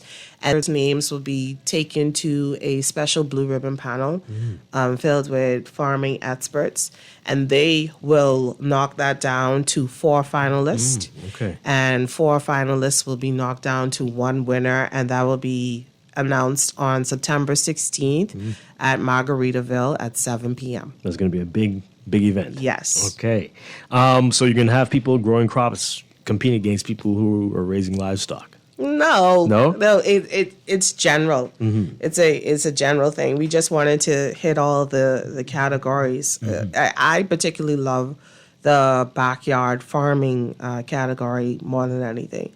Well, as I grew up, my mother was quite the farmer in our backyard. Oh, okay. She had an orchard. She liked to grow things like mangoes, like cherries, like canaps, guava. I had no need to come outside my yard. I had lots of trees to climb, and I had lots of things to pick. And we are seeing on our Facebook page that the competition is quite intense. There's this lady in Abaco. I couldn't believe that was her backyard farm. I thought that was a commercial farm. I said, well, do we have to disqualify her? Our Department of Agriculture in Abaco, and it turns out that is her farm. And she grows everything from pumpkin, watermelon, green onions, white onions. I've never seen a backyard like that. And there are others who are doing some incredible things, and we want to reward them because in COVID really taught a lot of people, hey, let me start doing this and taking this seriously. And that's why we wanted to come up with this special award, $2,500, and that can go towards your farm, or you could do whatever you like with it. But we thought that backyard farmers need to be rewarded as well. Okay. Wow. Getting a lot of great comments on this on our text line. Someone says, brilliant. Will this be an annual event? It is a biannual event. Oh, okay. Hopefully. We're trying to see how this goes. And we are really looking to push agriculture, to push food security, to push farming. We need to do it. I know I was here a time ago, and I was here with Minister, and he was telling you about Jamaica and all the things that we saw in Jamaica. It was an eye-opener of what farming can do for a country. I know the Bahamians think, okay, tourism is our number one industry, and I know that, along with everybody else. But for many of our Caribbean culture, it's their number one industry. Yeah. And we're not saying that agriculture has to take over tourism, but we do need to push it up, and especially in the next 50 years. And this is what this competition and this is what this program is all about, trying to encourage us to, hey, grow our own food. Yeah, we have to cut that importation bill Yes, and down. that importation bill is extremely high. It's 90%, and it's over $1 billion. We import 90% of what we eat, and it doesn't even make sense to do so. Those things are coming from all the way across from America, traveling here and losing nutritious value along the way. And we could just go in our backyard and pick our own tomatoes and know what's in our tomatoes because you grew it. So that's the kind of efforts that we're trying to encourage and reward during the Agrarian Awards. So I'm curious, what can be done to get more young people involved and to be thinking about this as a career option? Well, I think that it really is up to the schools. We can start there. But there are some schools that are doing some magnificent things, H.O. Nash being one of them, C.V. Bethel being another one. I heard the Bake Things as well. So, I mean, it's an easy program to get into. Maybe some gardening clubs inside of the schools to get children really interested in it. When Minister Sweeting entered the ministry, one of the first things he did was give away 15 greenhouses to schools all around the country. And some of them have been doing well, but we want to keep encouraging that. That's why we put schools in this category as well. And for your school to get about $5,000 in supplies, there's no limit to what you can do after that. And then seeing that this is biannual and you can keep trying to come back once we see that you are farming and you're doing a great job at it. Okay, you mentioned the schools. We know they're on summer break now. When's the deadline? Can they? The deadline is July 31st, but it doesn't really. I know schools are closed, but even it's just a nomination forms for now. So if you know the school has been doing some great work with agriculture, just nominate them anyway, and the Blue Ribbon Panel will decide where you go from there.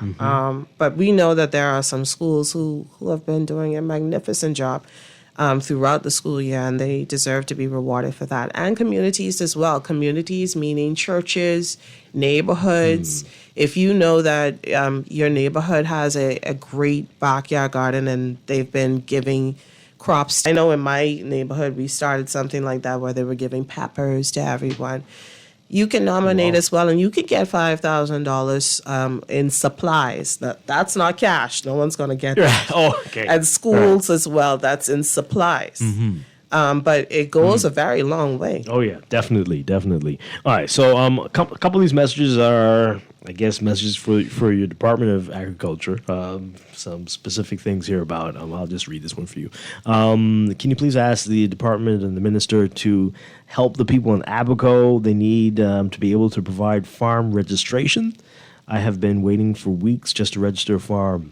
Really? You know what they're talking about there? No, I don't. But And there's another one about but I registration know, as well. but I know in probably a few weeks you can do that on My Gateway. We just launched our online services, so I would encourage that person to go on mygateway.gov.bs. I'm not quite sure if it's completed yet. I know it was one of the services that we're looking to provide online, so that you wouldn't have to wait weeks. For that to happen. This person's asking about a cannery on some of the islands and the need for more of those.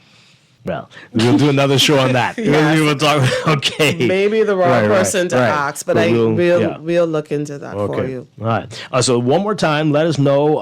Give us the website again, and let us know what's happening here as we march toward the Agrarian Awards coming up in September. Okay, so you go to A as an apple, D as in dog, O as in octopus, Bahamas, adobahamas.org. And you nominate, and it takes about 60 seconds to do that. You could read the criteria. It's pretty simple. Just you have to be a Bahamian to be a part of this, and you have to be farming for at least 3 years, and you also have to be demonstrating good agriculture practices, meaning you're keeping your farm clean and you're producing the right crops without using a bunch of chemicals. Those are good agriculture practices.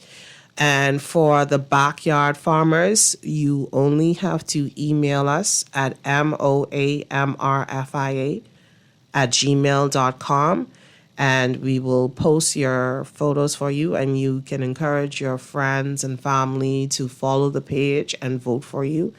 And whoever by July 31st has the most votes is declared our winner, but that won't be announced until the Agrarian Awards, which is on September 16th at Margaritaville at 7 p.m. But before I forget, we cannot do this without our sponsors, so I have to mention the sponsors.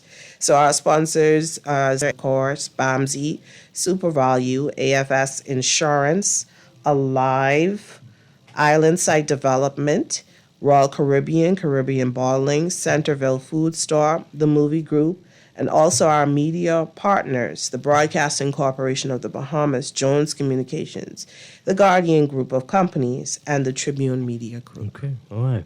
And you also have a Lifetime Achievement Award. Yes, we do. How could I forget? So our Lifetime Achievement Award winner is Diane, Lady Di Thompson of Eleuthera, who is, of course, well-deserving, has been doing this for over 4 decades. Wow. And so she is locally and internationally known. And she is basically a star in agriculture. So that is the Minister's Choice Lifetime Achievement Award winner.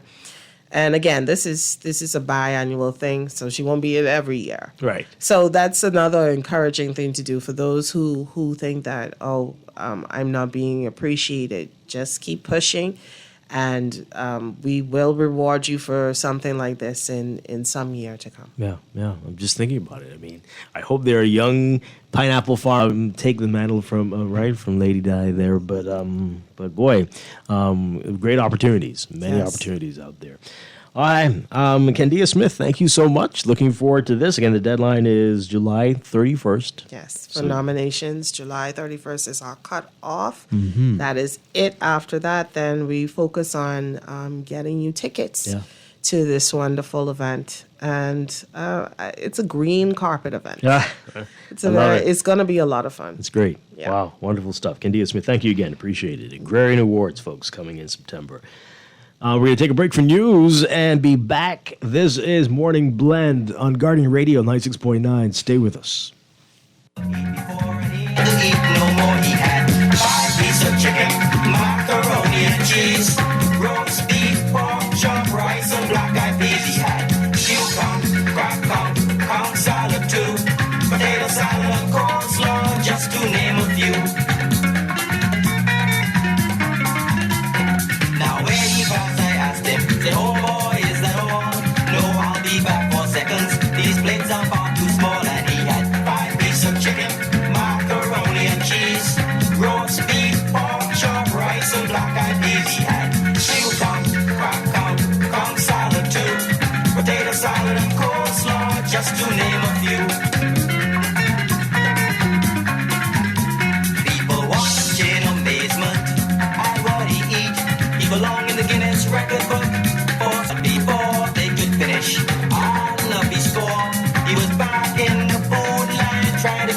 more.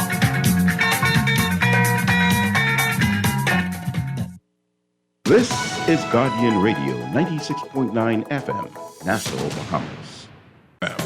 The views and opinions of the host and guests are their own and do not necessarily reflect the position of the management and staff of Guardian Network. Wake up, it's a new day. Wake up, it's a new day.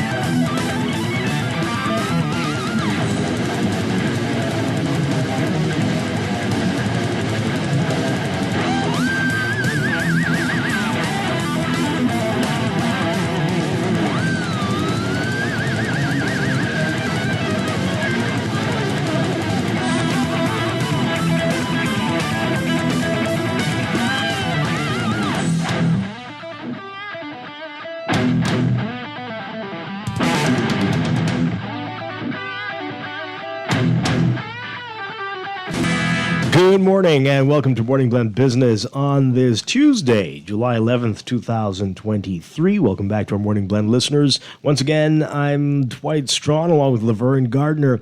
And this morning we're going to be talking about sloop sailing. It is our national sport and a special documentary just out for a few weeks, right? And here to tell us all about it, the director, producer? Director. Just, okay. That's a loud mic. Everything there. Charlie Bahama joining us. Good morning, sir. What's up, Dwight? Now the way you talking as if you don't know me. Like Dwight's like, I gotta, Charlie, is it just Charlie Bahama, right? Yeah. Listen, me and Dwight worked together for, when we were 5, we worked together, must see about 20-some years ago. You know, you've been calling yourself Charlie Bahama so long. I've forgotten your real name now. Don't worry about it. Don't worry about it. That's what you go. You are now Charlie Bahama, Yeah. and that's that. Yeah. But people remember you from Electric Air. Yeah, Electric Air days. Yeah. They should have called it Electric Hair because that's when I had hair. Yeah. Now I don't, so that's why I wear this my new signature hat. We're in a club together. I know. I need to start wearing a hat too. Yeah, but the thing is, you have that golden voice. When you have a golden voice, you know, I just look like an old bald man. So. Okay. Yeah. All right. Anyway, Charlie, great to have you with us. Good to see you again, Dwight. This is the first time you've been. No, right? No. Oh no, man. I've been on Garden a lot. Yeah. With me? No, not. You know, that's true. I think the first time with you. Well, yeah. Right. How did that happen? Or maybe a long time when you first came here. Right. Yeah. Yes. I remember that. When you first came here. The here. first few years. Yeah. Yeah. Okay. So it's been a long time. Yeah. It's been Welcome a long back. Time. Well, thank you so much. Yeah. You've been very busy. Yeah. You're always working on something. Yeah. I got to because there's this guy called Bill. Every month I get a whole bunch of things from Bill. All these bills. So I got to pay them. So yeah, I got to go wake. I got to go wake, as they say. Good stuff. You know? All right, so your most recent project, See How the Mainsail Sets. So that's a film. Now, the impetus was with the Commodore of the National Family Island Regatta, Danny Strachan. Yes. Okay, he was the impetus because I think the project started about a year or so ago with him, Fred Munnings, and then Nadir Hassan. These are the executive producers, and also Ronald Sims. So they got together and they said they have to preserve, the history, the story of sloop sailing, the regatta. It's a big thing around the world. People from around the world, like most things with us in the Bahamas, we don't appreciate our own, but the people around the world just idolize us. They idolize Bahamian sloops. They idolize the Bahamian boat builders. Really. I mean, these boats, are magnificent. The way they do this without for them all these amazing tools, and like in America they could they have the machines that do this. These Bahamian boat builders do this a lot by hand. Still hand built. Wow. And it's amazing because this is something that I learned doing this film. But they were the impetus. Commodore Danny Strachan. He's like he is the captain of that ship. And so for a couple of years, along with Movi, Burton Wallace, who also, who started out with the counselors as well, we started filming all these interviews with, all the boat builders, the sailors, and the historians, the people who know what happened and how the Bahamian Regatta began. Right. So this is a history lesson because you're getting all, how, and it's written by Dr. Chris Curry. So, so you're getting, history of how this all began. There's a lot of ways why we're sailors, in the Bahamas, but we're mixing it with the fun, and these Bahamian sailors and boat builders. Listen, they are fun, funny. They got some great stories. I can imagine. And don't give them a couple of sips of something, boy, it even gets funnier. But it's just marry the history. And then with the fun, because you don't want people to start sleeping on you and whatever. But the way these boat builders and the sailors especially, they recite the stories and the history of it, it's funny. So far it's just been really amazing. We started in January releasing it. There was a private release in January, and it was fantastic. And now it's just been released slowly at different functions, and it's in collaboration. It's the National Family Island Regatta Committee, and then also the Ministry of Agriculture. Right. Minister Clay, he really put his all behind this. So the Ministry of Agriculture and Marine, it's such a long Marine I tell them, resources and Family Island Affairs. Yes. Yeah, that's one thing. They got to shorten these names. They got to get into the website thing where people have these long, or their emails where their email is like, my name is this dot 1 2 3 4. I was like, no, you got to keep it short, But anyway, they were part of it, and also the Ministry of Tourism. Okay. It's just Mr. DPM.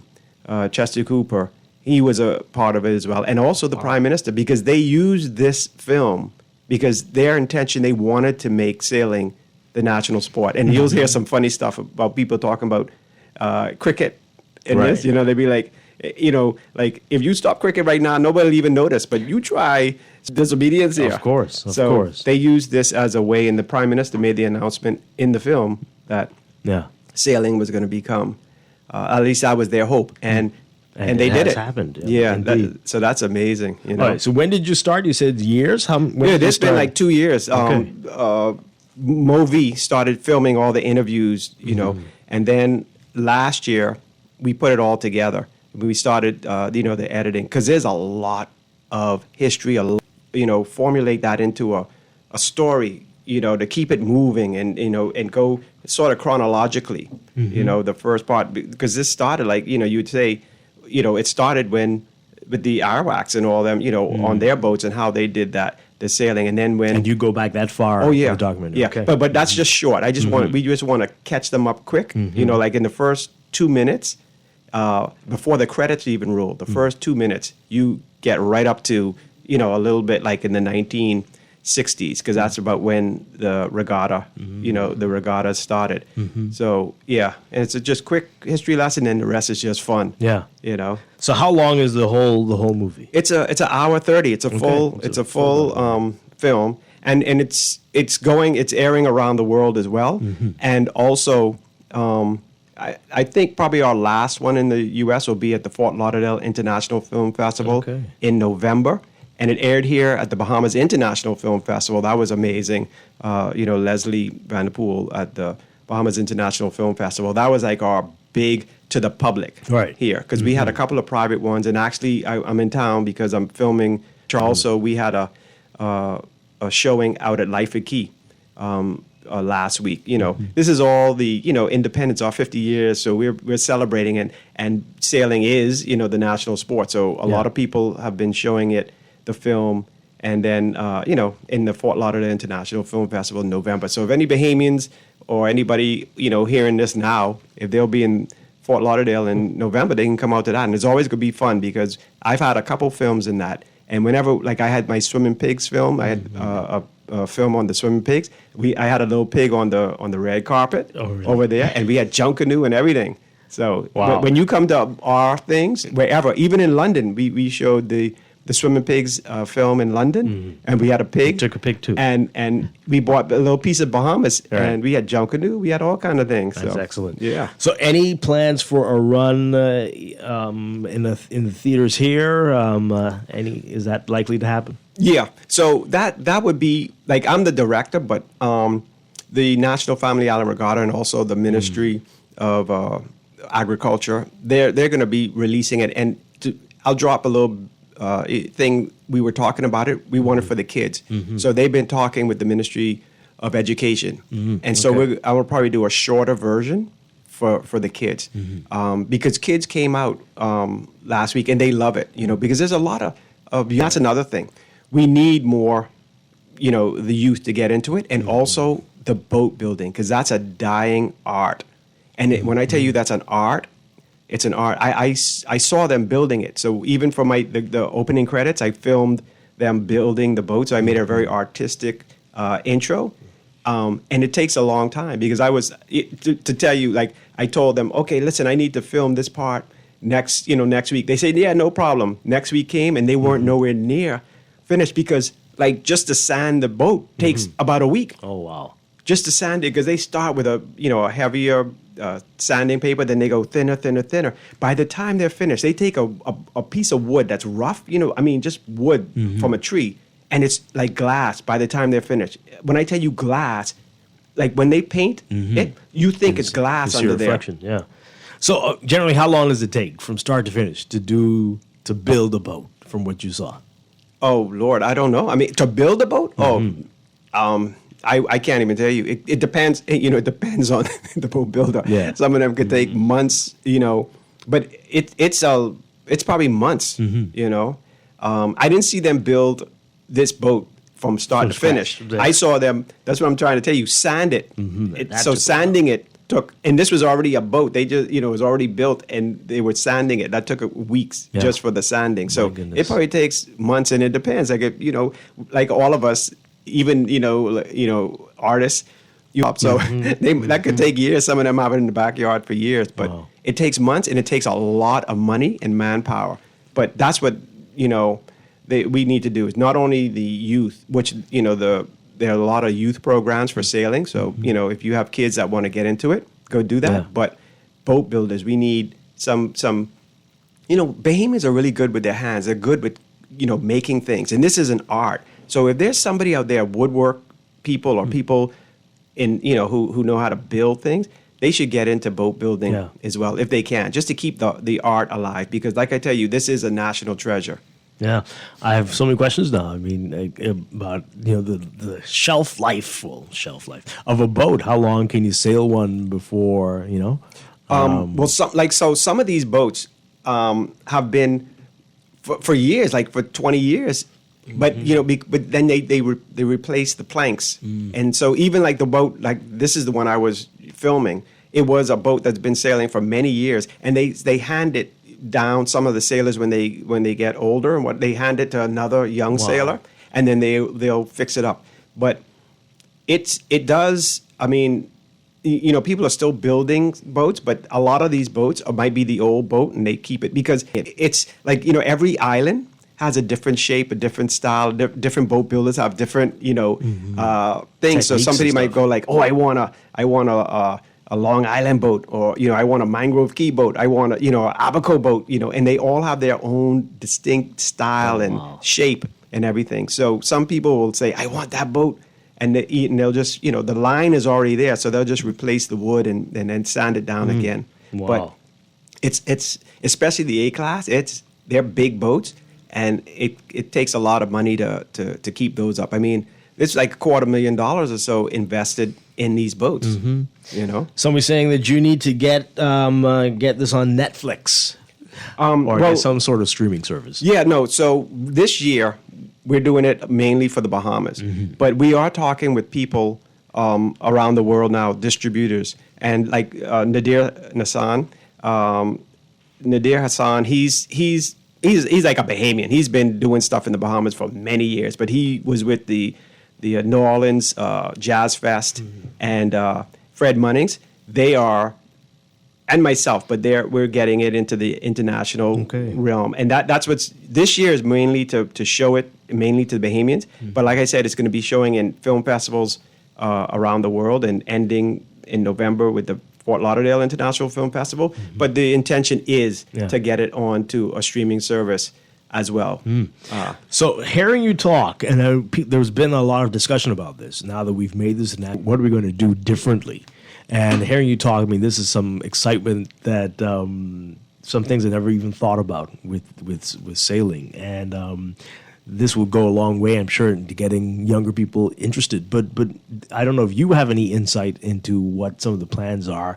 We've just declared it, but just left it there like that. Do you know, or what do you recommend that be done so that more people will participate and get involved in sloop sailing?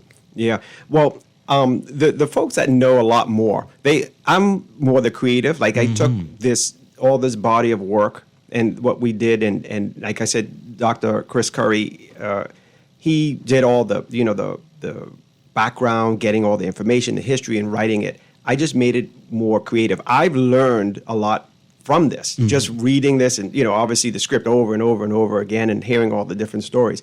But the thing is, the youth. So if people really want to help and get involved, they can contact the National Family Island Regatta Committee.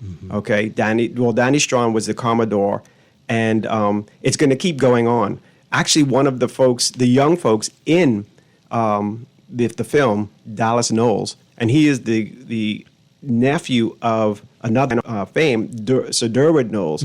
He is going to take the torch and keep going on. So they're passing it off to young blood. Okay. But they can contact and see what they can do, speak to them about that, because there's a lot of other things that are going on, a lot of different islands and places that have youth programs going. So I think it's the youth programs. And I think another thing is, this is very expensive. If we can get more corporate sponsors, it's just like how we do with Junkanoo. If we can get corporate sponsors to help sponsor and nurture sailing, maybe different boats type of thing, but especially use sailing and, help out that way, I think that would keep it going. Right? To be honest, those regattas are popular.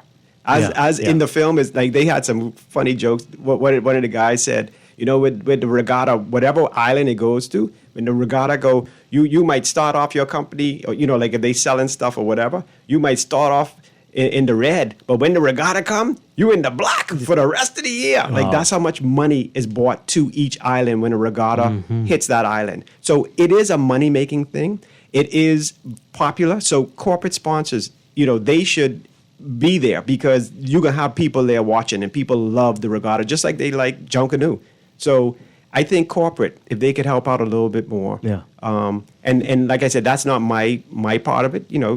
Call, get in touch with the National Family Island Regatta, the committee, and also maybe Ministry of Agriculture and Marine Resources, and see what they could do. Yeah. You call them and you contact them, they'll do. If enough people call in, they'll be like, yeah, we got to do something.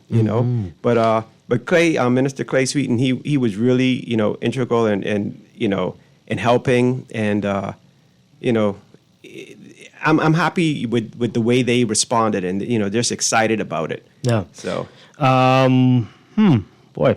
All right. So this person says, I still don't understand why such an expensive sport was made the national sport. Oh boy. That's okay. The beauty of the beauty of this is everybody has their own different opinion. Okay. Because some people even said, why they move from cricket, and make sailing. Well, nobody really plays cricket anymore. And cricket, my God. Right. Okay. And I don't know what other sport they would say would be a national sport. Like what other sport would they consider? Now, because we're talking about regatta. People have said, basketball, baseball, track and field. Yeah, but that's a American, a world sport. Like baseball is America, right? I think it was invented in America, but these are other sports. But in the Bahamas, sailing is only done here. So we're not doing it because it's popular or it's like makes so much money and whatever. We're doing it because it's intrinsically Bahamian. So it's not like Olympic sailing. In fact, in the film, you'll see there's different types of sailing, right? So Derwent Knowles won in like that international style sailing, not in sloop sailing, but people around the world appreciate these boats. These boats are different. So it doesn't mean that, it's like, Bahamians are really excelling in basketball, baseball, track and field. Like I'd say per capita, we probably dominate in track and field, right? But that's a world type sport. And we're going to keep, doing it. We're going to keep excelling in that and boosting it. But as a national sport, it's like, our national flower, yellow elder and all that. Whether people put it in their yard or not, it's still that, the blue marlin, right? Nobody out there fishing for it, but it's a national. So it's something Most people will never see it, eh? Right. It's something that's intrinsic, So it's not like, they're doing it and like that's the only thing you could do. It's just we're appreciating it. Yeah. But of course, everybody has their thoughts. But yeah, I mean, maybe people could send in like what would they consider the national sport if it wasn't. We did for a whole that. show on this a few months ago. Oh. But a lot of things came up. But yeah, track and field, basketball, and spinning top, eh? That's it. Spinning top. I don't recall that one. No. But yeah, waited with very few. Disappointed with sloop sailing. It is it's a cultural, a very important part of culture as well. Yeah, So, it is. And people, let me tell you, like I said, when they have the regatta in these islands, it's just people flock to it, and not they flock to it like even in the film, people say, man, is all the party, and does people come for the party, and a lot of people don't even watch the regatta itself. It's just the regatta just brings people together. It's like an excuse to go to the island. Like when I did Electric Air, I did a couple of regattas back in the day. I'd go to Georgetown and all that to do a show, and to be honest, I don't know if I actually watched the sailing. Right. It was, the party was there. I mean, and then you'd once in a while look out to the water and say, "Oh, look at that boat!" Right. Well, they started putting up the big screens now, so now you get to see the boats. Yeah. And then we have the drones and stuff, so people can fly. Right. Yeah. So it's a different thing now. So it's changing, and people finally look at that. Oh, that boat's about to turn over. Like, oh boy. So now, right? So it's getting a little more interactive. All right. So somebody's telling me that sailing is going into the curriculum, and good. Yeah, so they will teach it in the schools. That's going to be interesting to see how that goes. Yeah, Hopefully because we'll hear more about that. Sloop, because sloop sailing obviously is not an Olympic sport, or you can't go on from there. But it's on the same. It's sailing. So even if we can get young people into international sailing and also keep sloop sailing alive, like 2 trains on 2 different tracks.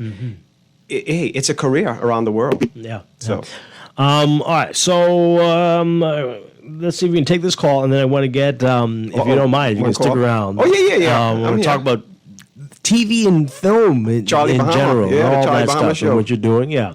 Let's take this call though. Good morning, caller. You're on the air. Well, good morning, Dwight, and to your guest. Hi. Good morning. Good morning. Some of the first boat builders after the Indians, of course, were my family.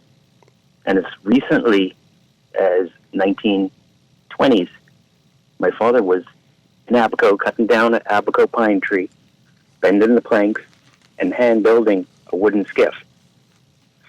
And so it was used for commerce.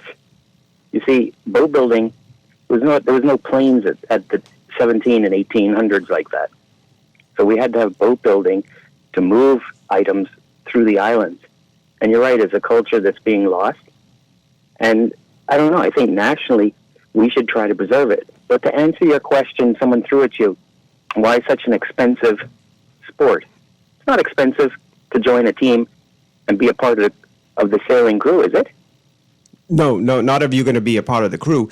It's the junk canoe. Junk canoe is expensive too, right? If the amount of time, if you invest, these costumes could be. And in London, you don't own the soccer team that you play on, right? Right. So what it is the people who are real patriots should come forward and present the money, and the government should match it. The government really should pay it all, but whatever. And they should say, listen, we're going to train and we're going to have courses of this with students to take our Abaco pine, our Angus pine, etc., and build our sloops again. But it looks like it's going to die off because of the culture war. But a good show, Dwight. Y'all have a good one. Yeah. No, he made it. Die off. Yeah. No, it's not going to die off at all. I mean, I'm telling just from this filming this, how many people have reacted to the film, unbelievable. So I don't think it's going to die off, and I think this is precisely why the Family Island Regatta Committee, National Family Island Regatta Committee, wanted to do this film, because it is re-exposed. It's like reawakened. You know, it's people, they don't realize it's not there until they're like, oh, wow. And you should see the reaction to people, which is good, because, you know, as a filmmaker, I always wonder, oh, Lord, did I make this too long? Is it this? Will I like it? And a lot of people have come up to me, we like it. But what he said, it was true about, you know, as commerce. And if you watch the film, we take it through that, because it started, these boats were work boats, either fishing or commerce, because you didn't have planes. So the boat would go from one island to the other on these boats. And so we talk about all of that in the film. So you'll see the history all the way up to how the races started. Yeah. Let's take another call. Good morning, call. You're on the air.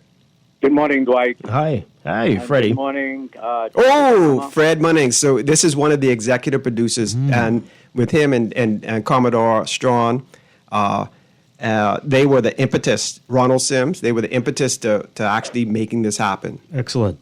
Charlie, you've done an excellent job in explaining why. There's some questions about the national sport. Well, firstly, Dwight, we are surrounded by water. Not only was it a sport, and that's not the reason why we did it, it was the development of our country, the form of transportation, the form of movement of food, of communicating. The mail boat is still running in this country.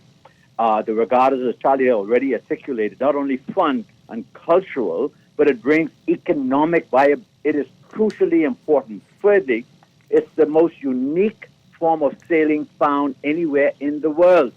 No place else on the planet, we are told, and I'm not a sailor, but the sailors tell us, and those who know tell us, internationally as well as locally, that is the most unique form of sailing found anywhere in the world. Thirdly, education. Our children, it's going to teach them how to swim, teach them how to be safe in the water, teach them discipline. It's an incredible art form, and the fact that we're asking these questions is the very reason we did it. It's a teaching tool. Hopefully the Ministry of Education would incorporate it in the curricula at every school in this nation, so that our children can begin to appreciate what is uniquely Bahamian from a touristic standpoint. Some of the most wealthy people in the world are sailors, and they travel all over the world. They bring caravans of people, and they tell us that the Bahamas is the best sailing paradise found in the world. These are the reasons why we think it's important that we do these things. Yeah, excellent. Yeah. Thank you very much. Thank you, Thank you, Freddie. Appreciate it. Yeah. Well said. Very well said. And I also have Smith. He was our narrator. He's got the voice. He's like you, Dwight. Got that golden voice. Okay. You know. So, but on my next film, you will be my narrator for sure. Oh yes, I need to capture that golden voice. What are you talking about? Well, actually, I'm working on a couple other films. You know, a lot of other Bahamian icons like Peanuts Taylor. We're working on that now. You know, also I've been for years, because you know with Electric Eye, I had every Bahamian musician on. So that's like my, you know, I like the music. So we're working on a Bahamian music documentary, but that's going to take years to do. Yeah. But I'm capturing as I go, you know, all the icons. So we're putting that down. But maybe that sounds like you. You know, because I started working with Charles Carter, you know, on that. Wow. So, and he's gone now, and he was going to be the voice, because he is the historian and he is the voice. Yeah. But that voice, you keep, you know, drinking honey. Keep that voice in shape, all right? Okay. All right. Well, big shoes to fill there. All right. We're going to take a break. And when we come back, we're going to talk more about your work and just what you think of where we're going in terms of TV and documentaries and movies. We're talking with Charlie Bahama, and we'll get back into sailing a little bit as well. This is Morning Blend Business on Guardian Radio 96.9. Stay with us. Are you good? You ready? Let's go back. Alright. Sailboat, got the breeze to sail. We need breeze. Sailboat, got the breeze to sail. We need breeze. Sailing boat in the harbor, got the breeze to sail. Sailing boat in the harbor, got the breeze to sail. There's a motorboat in the harbor, and I hope she will go the lady mama. There's a motorboat in the harbor, and I hope she will go the lady mama. Ain't no use of sitting down, drinking all the captain. Bahamas Games? What was the purpose of the games? The purpose is twofold. One, to bring Bahamians from throughout the Commonwealth of the Bahamas together through sports. And the second, to find talented athletes throughout the Commonwealth of the Bahamas to be trained and possibly make it to the Olympic level. When the games is? This July 7th to the 15th. For more info, call 322-1029.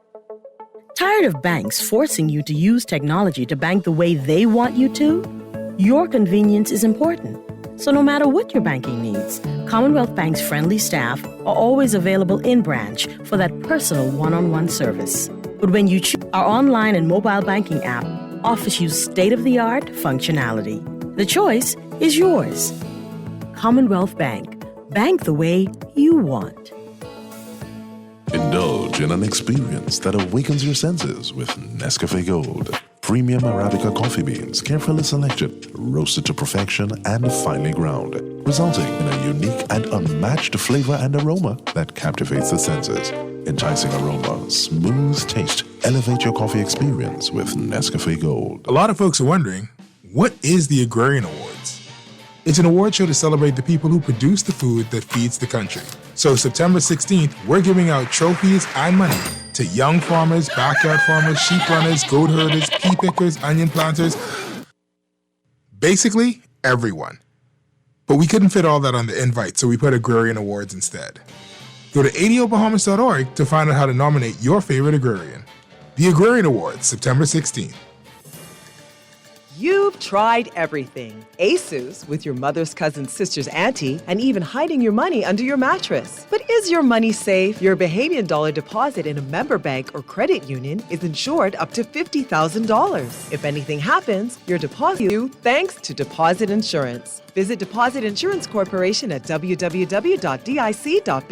Protection for your money guaranteed with DIC.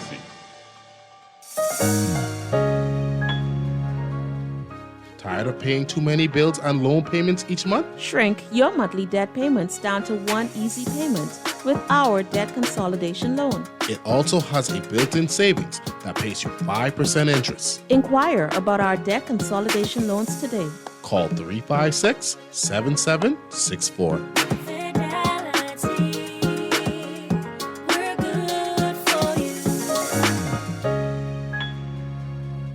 We're gonna give you a check every week for a year. Percy's pension plan, Island game, keep you winning. Percy's pension plan, dream big, we will help you live it. Percy's pension plan, Island game, we got you. Percy's pension plan, from the friends you can trust. If winning is a must, come play the game you know, cause your best chance is with us. The most trustworthy name is Percy's Island game. So put 20 on your account and ride this easy train at Percy's Island game. This is Guardian Radio 96.9 FM. Fresh news, smart talk, all day. But the father said it, but I can't say it with them. You ready? Let's go back. Alright. Sailboat, got the breeze to sail. Breeze. Sailboat, got the breeze to sail. We need breeze. Sailing boat in the harbor, got the breeze to sail. Sailing boat in the harbor, got the breeze to sail. There's a a motorboat in the harbor, and I hope she will go to Lady Martha. There's a motorboat in the harbor, and I hope she will go to Lady Martha. Ain't no use of sitting down, drinking all the captain rum. Got to push her head towards my hometown. People dancing on the beach, shouting Lady Martha, let's collect a package and have some fun. Oh, yeah. We gon' send this song. All right. Sailboat, got no breeze to sail. We need breeze. Sailboat, got no breeze to sail. We need breeze. Breeze to sail, yeah. Sailing boat in the harbor, got no breeze to sail. We're back here with Morning Blend Business on Guardian Radio 96.9. Dwight Strachan. I'm talking to Charlie Bahama. He's been busy. He's always busy. Always busy with his documentary, See How the Mainsail Sets. Yeah, that comes from the song, the Sloop John B.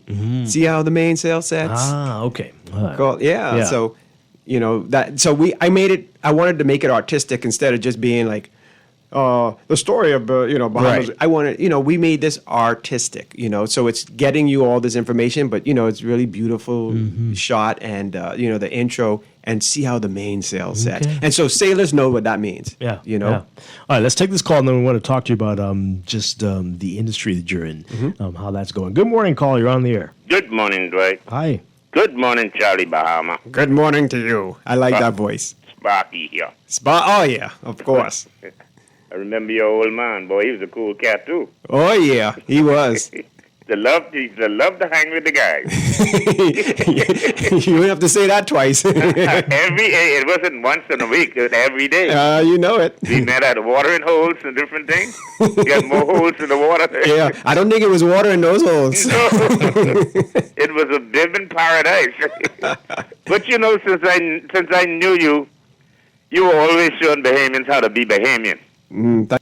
There's so many people that would never switch from being a Bahamian. I don't see how Bahamians could jump on a plane and go to Miami, Florida for a weekend and come back wanting to talk American. I've been down 54th Street. Or forget going over to London. And I went over by McDonald's. And they said, man, but you just called away Thursday. It's not even Sunday yet. You're in America already. And we do that so easy, Dwight. Yeah. They say if you get a cold in America, we can sneeze in the Bahamas. But, continue what you're doing, Charlie Bahama. And I must say happy independence to the Bahamians. It seems like the whole island was really partying. It appears to me, Charlie Bahama, that everything goes untouched until some stupid people starts a fight on Bay Street while Junkanoo is coming down, people partying, having fun. It never fails. And it's always our people mixing with their own selves, jumping up and stabbing up one another in the middle of thousands of people with all kind of police around and everything. They come from, let's put it the way it is, over the hill where the tourists are who bringing money into a fight during Junkanoo. Yeah. And what happens to them? Get an ankle bracelet, come out next week, end up in the grave. Yeah. Okay. Well. And most of these people out for murder, out for attempted murder, and it keep happening over and over. But I must say this before that. I must say our Governor General really outshined every Governor General that went to independence. That outfit he had on. Oh, wasn't that a wonderful suit? I thought Hey, that man, was amazing. I don't know. He must be planned that about 5 years ago. That is, I want one of those. I can tell you that. He looked amazing. He did. I think when we go to Bahamian balls, Yeah. instead of getting dressed up like, I can say it like this, like the white man pattern, in this tuxedo and black tie and white shirt, we should go to the balls dressed like the Governor General. Yeah, that was truly All special. Did you Bahamian see colors that? and pretty. Yeah, no, that was We live great. in the Caribbean. Why do we want to dress like people? Like the man say, 95-degree heat on Bay Street and a lawyer going downtown with a black outfit suit on and a wig. Yeah, crazy stuff. I mean, why be doing this 50 years after independence? Well, that's what we were talking about earlier. Sparky, thank you so much. Appreciate it. Yeah. And you know how it's hot out there. That's why I came here, Dwight, because the AC. Yeah. Oh, I normally You thought have I came to talk a jacket to you? and a hood. Yeah, It's freezing. I came here for the AC. Yeah. All right. So you've been doing this a long time. Electric Air, when did that start? Electric Air started in 89. I was still in high school. Yeah, I was in diapers. Yeah, so that was me in the club in diapers. 89. So Wow. it started and went all the way to 2000. So it was the longest running Bahamian show. But I think other shows, if they kept going on, they're longer than me now. But Yeah. but yeah, now we got the Charlie Bahama show, which started like 3 years ago. Actually, right in COVID, I think. That's why I started. If you watch the show, I'm in this Airstream. Right. And I was doing all the interviews via Zoom back then. So that was why I was in that Airstream, that caravan, going all throughout the country. Nobody knew where I was with that Airstream. But yeah, so it's still going on. Actually, yesterday, Independence Day, I still have on my shirt. So I haven't gone home yet. I was still partying. But yesterday we had some new seasons, new episodes started, and we had the Prime Minister on. We had Congresswoman Frederica Wilson. She's Bahamian. She got Bahamian roots. And you got all the big guests. So they were on yesterday, and also there's this Bahamian over in Miami, because we shot that over in Miami with the PM. We were joking, man. The PM, he has a good sense of humor. We were talking like we were over there. So after the interview, I said to the Prime Minister, I said, "Okay, now we finished. Where are we going?" He's like, "I don't know." I say, "We going to Walmart, right?" And he said, "Yeah." And I think we're going to Target and Costco and all that. I said, "But don't ask us to bring nothing back. Bahamians, you going over foreign. They'd be like, oh, you could bring me back. It's small. This is small. I get the thing bigger than my bag. I'm like, what you talking about? That's small, But so we had that on. And there's Bahamian who works for Toyota of Hollywood over there. So if y'all want a car over there, he said he could give you all a deal. Oh, okay. Yeah, VIP Sean, give you a deal on when Toyota or whatever. They sell other stuff. But so it's good. And then next week we have Dasquay on. We have Morgan Freeman on in a couple weeks. KB, Fred Munnins, Eddie Minnis, which is where I saw you, Dwight. Wasn't that a magical night? Yeah. Eddie Minnis is a treasure. Fantastic. Yeah. And I was telling people the day after how with the potlucks, it looked like these could run today. Oh, yeah. The same issues that we were dealing with 50 years ago, we're still facing right now. So we still have a lot of work to do, definitely. Yeah. So what do you think of the television industry in the Bahamas today? I mean, it's amazing. Yeah? Listen, when I first started out, because I did the first music videos back to the island, Gin and Coconut Water for the Bahaman. I directed those. We shot that on film, real actual film. And there were very few filmmakers Bahamian there. I mean, I don't think I was the first, but one of the first. Or maybe, I don't know, shooting film and doing films. But now, I mean, there's such an amazing array of young filmmakers, TV shows, funny people. Like, Electric Air was the first, sort of cool, young TV show where, it was the first independent show. And we have to big up the counselors and Joan Aubrey for letting me do what I did. Right. Because she was like, I don't know what you're trying to do, but just go and do it. And, you have all our resources. And that's how I was able to do it, thanks to Joan Aubrey. And so now there's so many of these shows, Now I feel a bit. But they're not running on TV, though. Some of them are on TV and some are not. Online and stuff. Online, but it's just so much now. And I feel a bit old, but I'm still young because a lot of them come like, oh man, I grew up on Electric Air, and that's why I'm doing this now. And all. I'm like, okay, thank you, but I still going strong. My back hurt, but I'm still going strong. But now it's so many, young filmmakers, TV, and as you say, online, and that's the beauty of it. Like back in the day, it was hard to get your stuff international. Now, with YouTube and all this, you're international. Yeah. And I'll tell you what's amazing is some of the stuff that we did with Electric Air, like with a lot of the icons, not only Bahamians, but international. We had Biggie Smalls, Aaliyah, all these. So people around the world now, they're on YouTube. Oh, so that's a good thing. I got to get into the social media. So go to Charlie Bahama YouTube and subscribe, or Charlie Bahama and follow.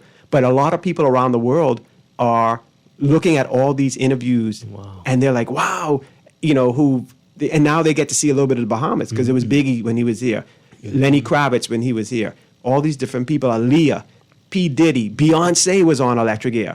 You know, asking about that. Yeah, Beyonce was on, and this was when she was here. This was when she was with Destiny's Child when MTV did their summer, and so we had a lot of these people on. Exuma.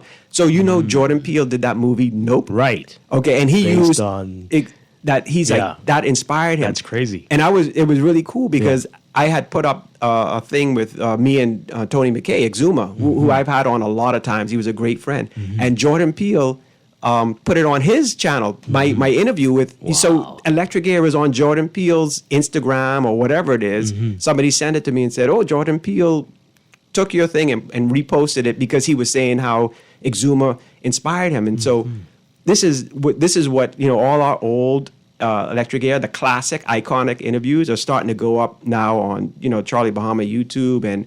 And so that's another thing. Bahamians can now get their content out around the world. Right. You know, which we didn't have before. That's very exciting. And so, I feel really, you know, happy about what's happening with content. So now, hey, you want to do that for a living? Go for it, you know? And there are a lot of really, it's not good for me because these people are getting better.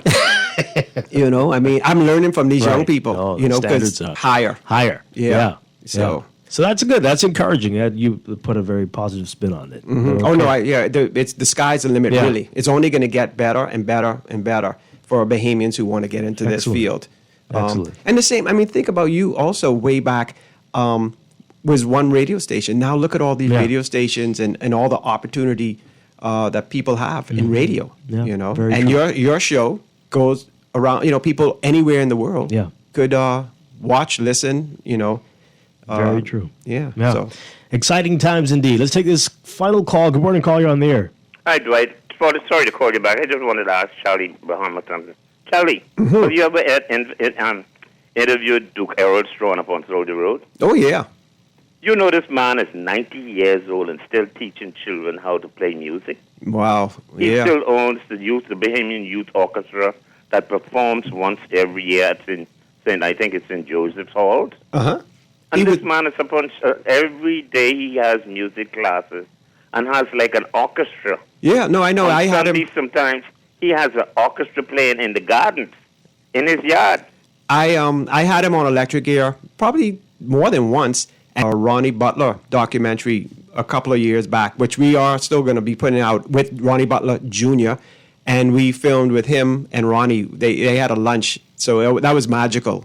So I just wanted to show this in because if any parents are there interested in their children learning music, man, try to get your children to get a piece of Duke Harold Strachan. That man is still performing at 90. Yeah, thanks for calling back on that. Okay. All right, thanks a lot. All right, 30 seconds, Charlie Bahama. Remind people about See How the Main Sale Sets, and hopefully it'll be in theaters soon.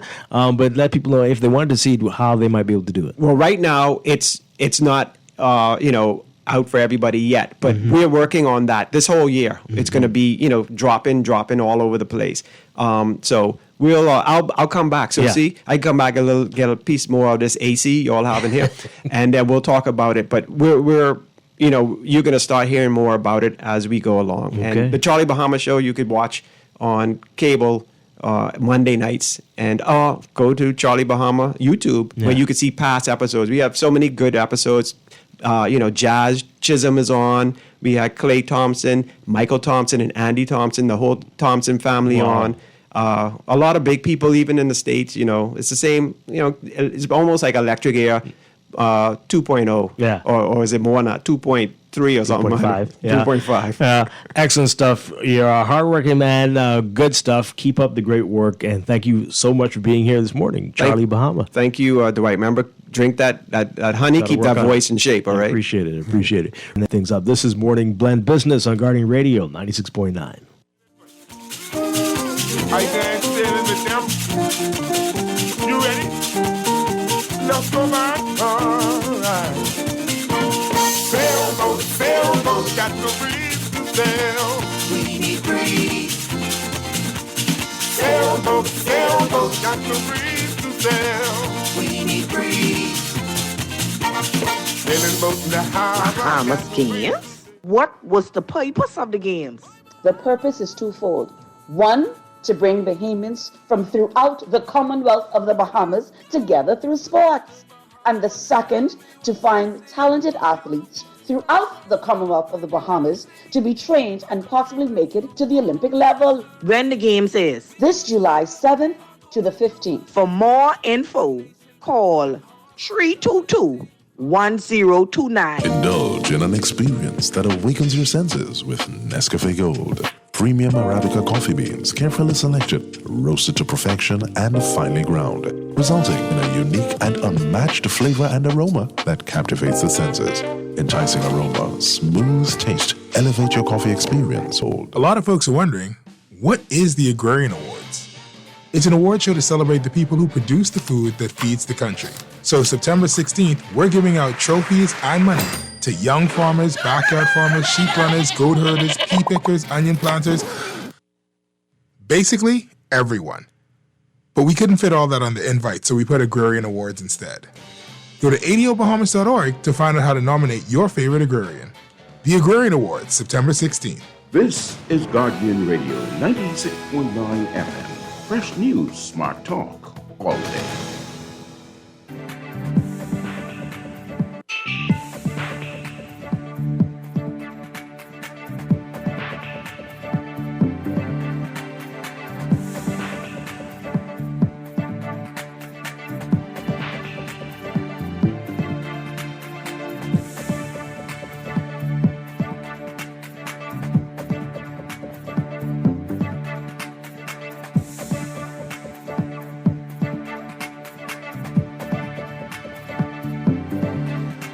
It is time for your morning business report brought to you by CFAL. My Gateway has now added 14 new services to its platform, according to a statement from the Digital Transformation Unit. That brings the number of new services added in the past month to 26. The Ministry of National Security and its latest ministry is the latest ministry to improve the convenience of its offerings by going digital. Some of the new services include online applications for security guards and inquiry agents and firm national symbols. The Central Bank of the Bahamas is set to deploy a team of sand dollar ambassadors across New Providence and the Family Islands this month in its continuing effort to increase the adoption and use of the world's first central bank digital currency. According to Central Bank, promotional efforts have meant that the bank has given away more than $100,000 worth of sand dollars. And after undergoing millions in renovations, cruise ship Margaritaville at Sea is once again sailing between Florida and Grand Bahama. Its first post-renovation cruise is completely sold out. CEO of Margaritaville at Sea, Kevin Sheehan Jr., saying at a Caribbean Journal article that the first cruise is a testament to the strength of Margaritaville, which is a chain of hotels and by iconic recording artist Jimmy Buffett. In your Market Watch, recapping trading on the BISX from Friday, your market movers. Well, the week ended with 98,920 shares crossing the exchange in 17 trades, accumulating a value of $412,949.50. The BISX All-Share Index lost 0.05 points, or 0.002%, ending the week at 2,557.25. Year-to-date, the index is down 87.81 points, or 3.32%. The week's volume and value leader, Commonwealth Bank, moving 60,700 shares in 6 trades with a value of $217,540. That's your Market Watch, and that is your morning business report. Brought to you by CFAL, growing wealth for future generations. And that is going to do it for Morning Blend Business today. I want to thank Laverne Gardner for being here with us this morning. I'll be back tomorrow morning with more Morning Blend and Morning Blend Business right here on Guardian Radio 96.9. Dwight Strachan, have a great day, everybody. On the Clock with Aaron Green coming up next. Wait, the Bob is saying it, but I can't say it with them. You ready? Let's go back. All right.